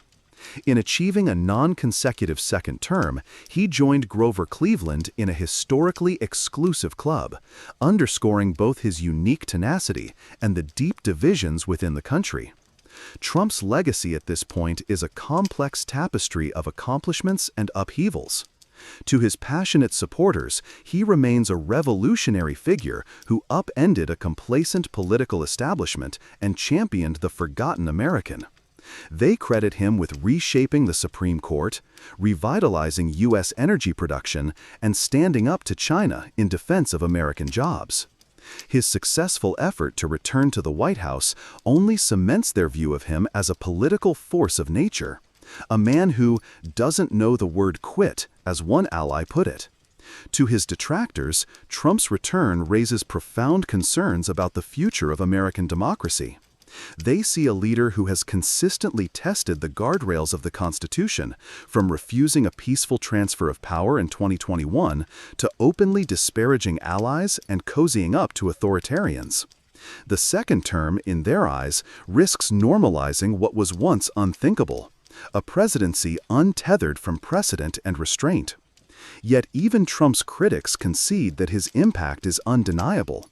He has reordered the Republican Party in his own image, a party now driven by a populist, nationalist fervor that he fostered. He has shifted the Overton window of political discourse, making positions once considered fringe into litmus tests for his party's candidates. Internationally, he has forced allies to rethink their reliance on U.S. leadership and adversaries to recalibrate their strategies. Love him or loathe him, Donald Trump has become a symbol of a broader global trend, the rise of bold, unapologetic populism challenging the old order.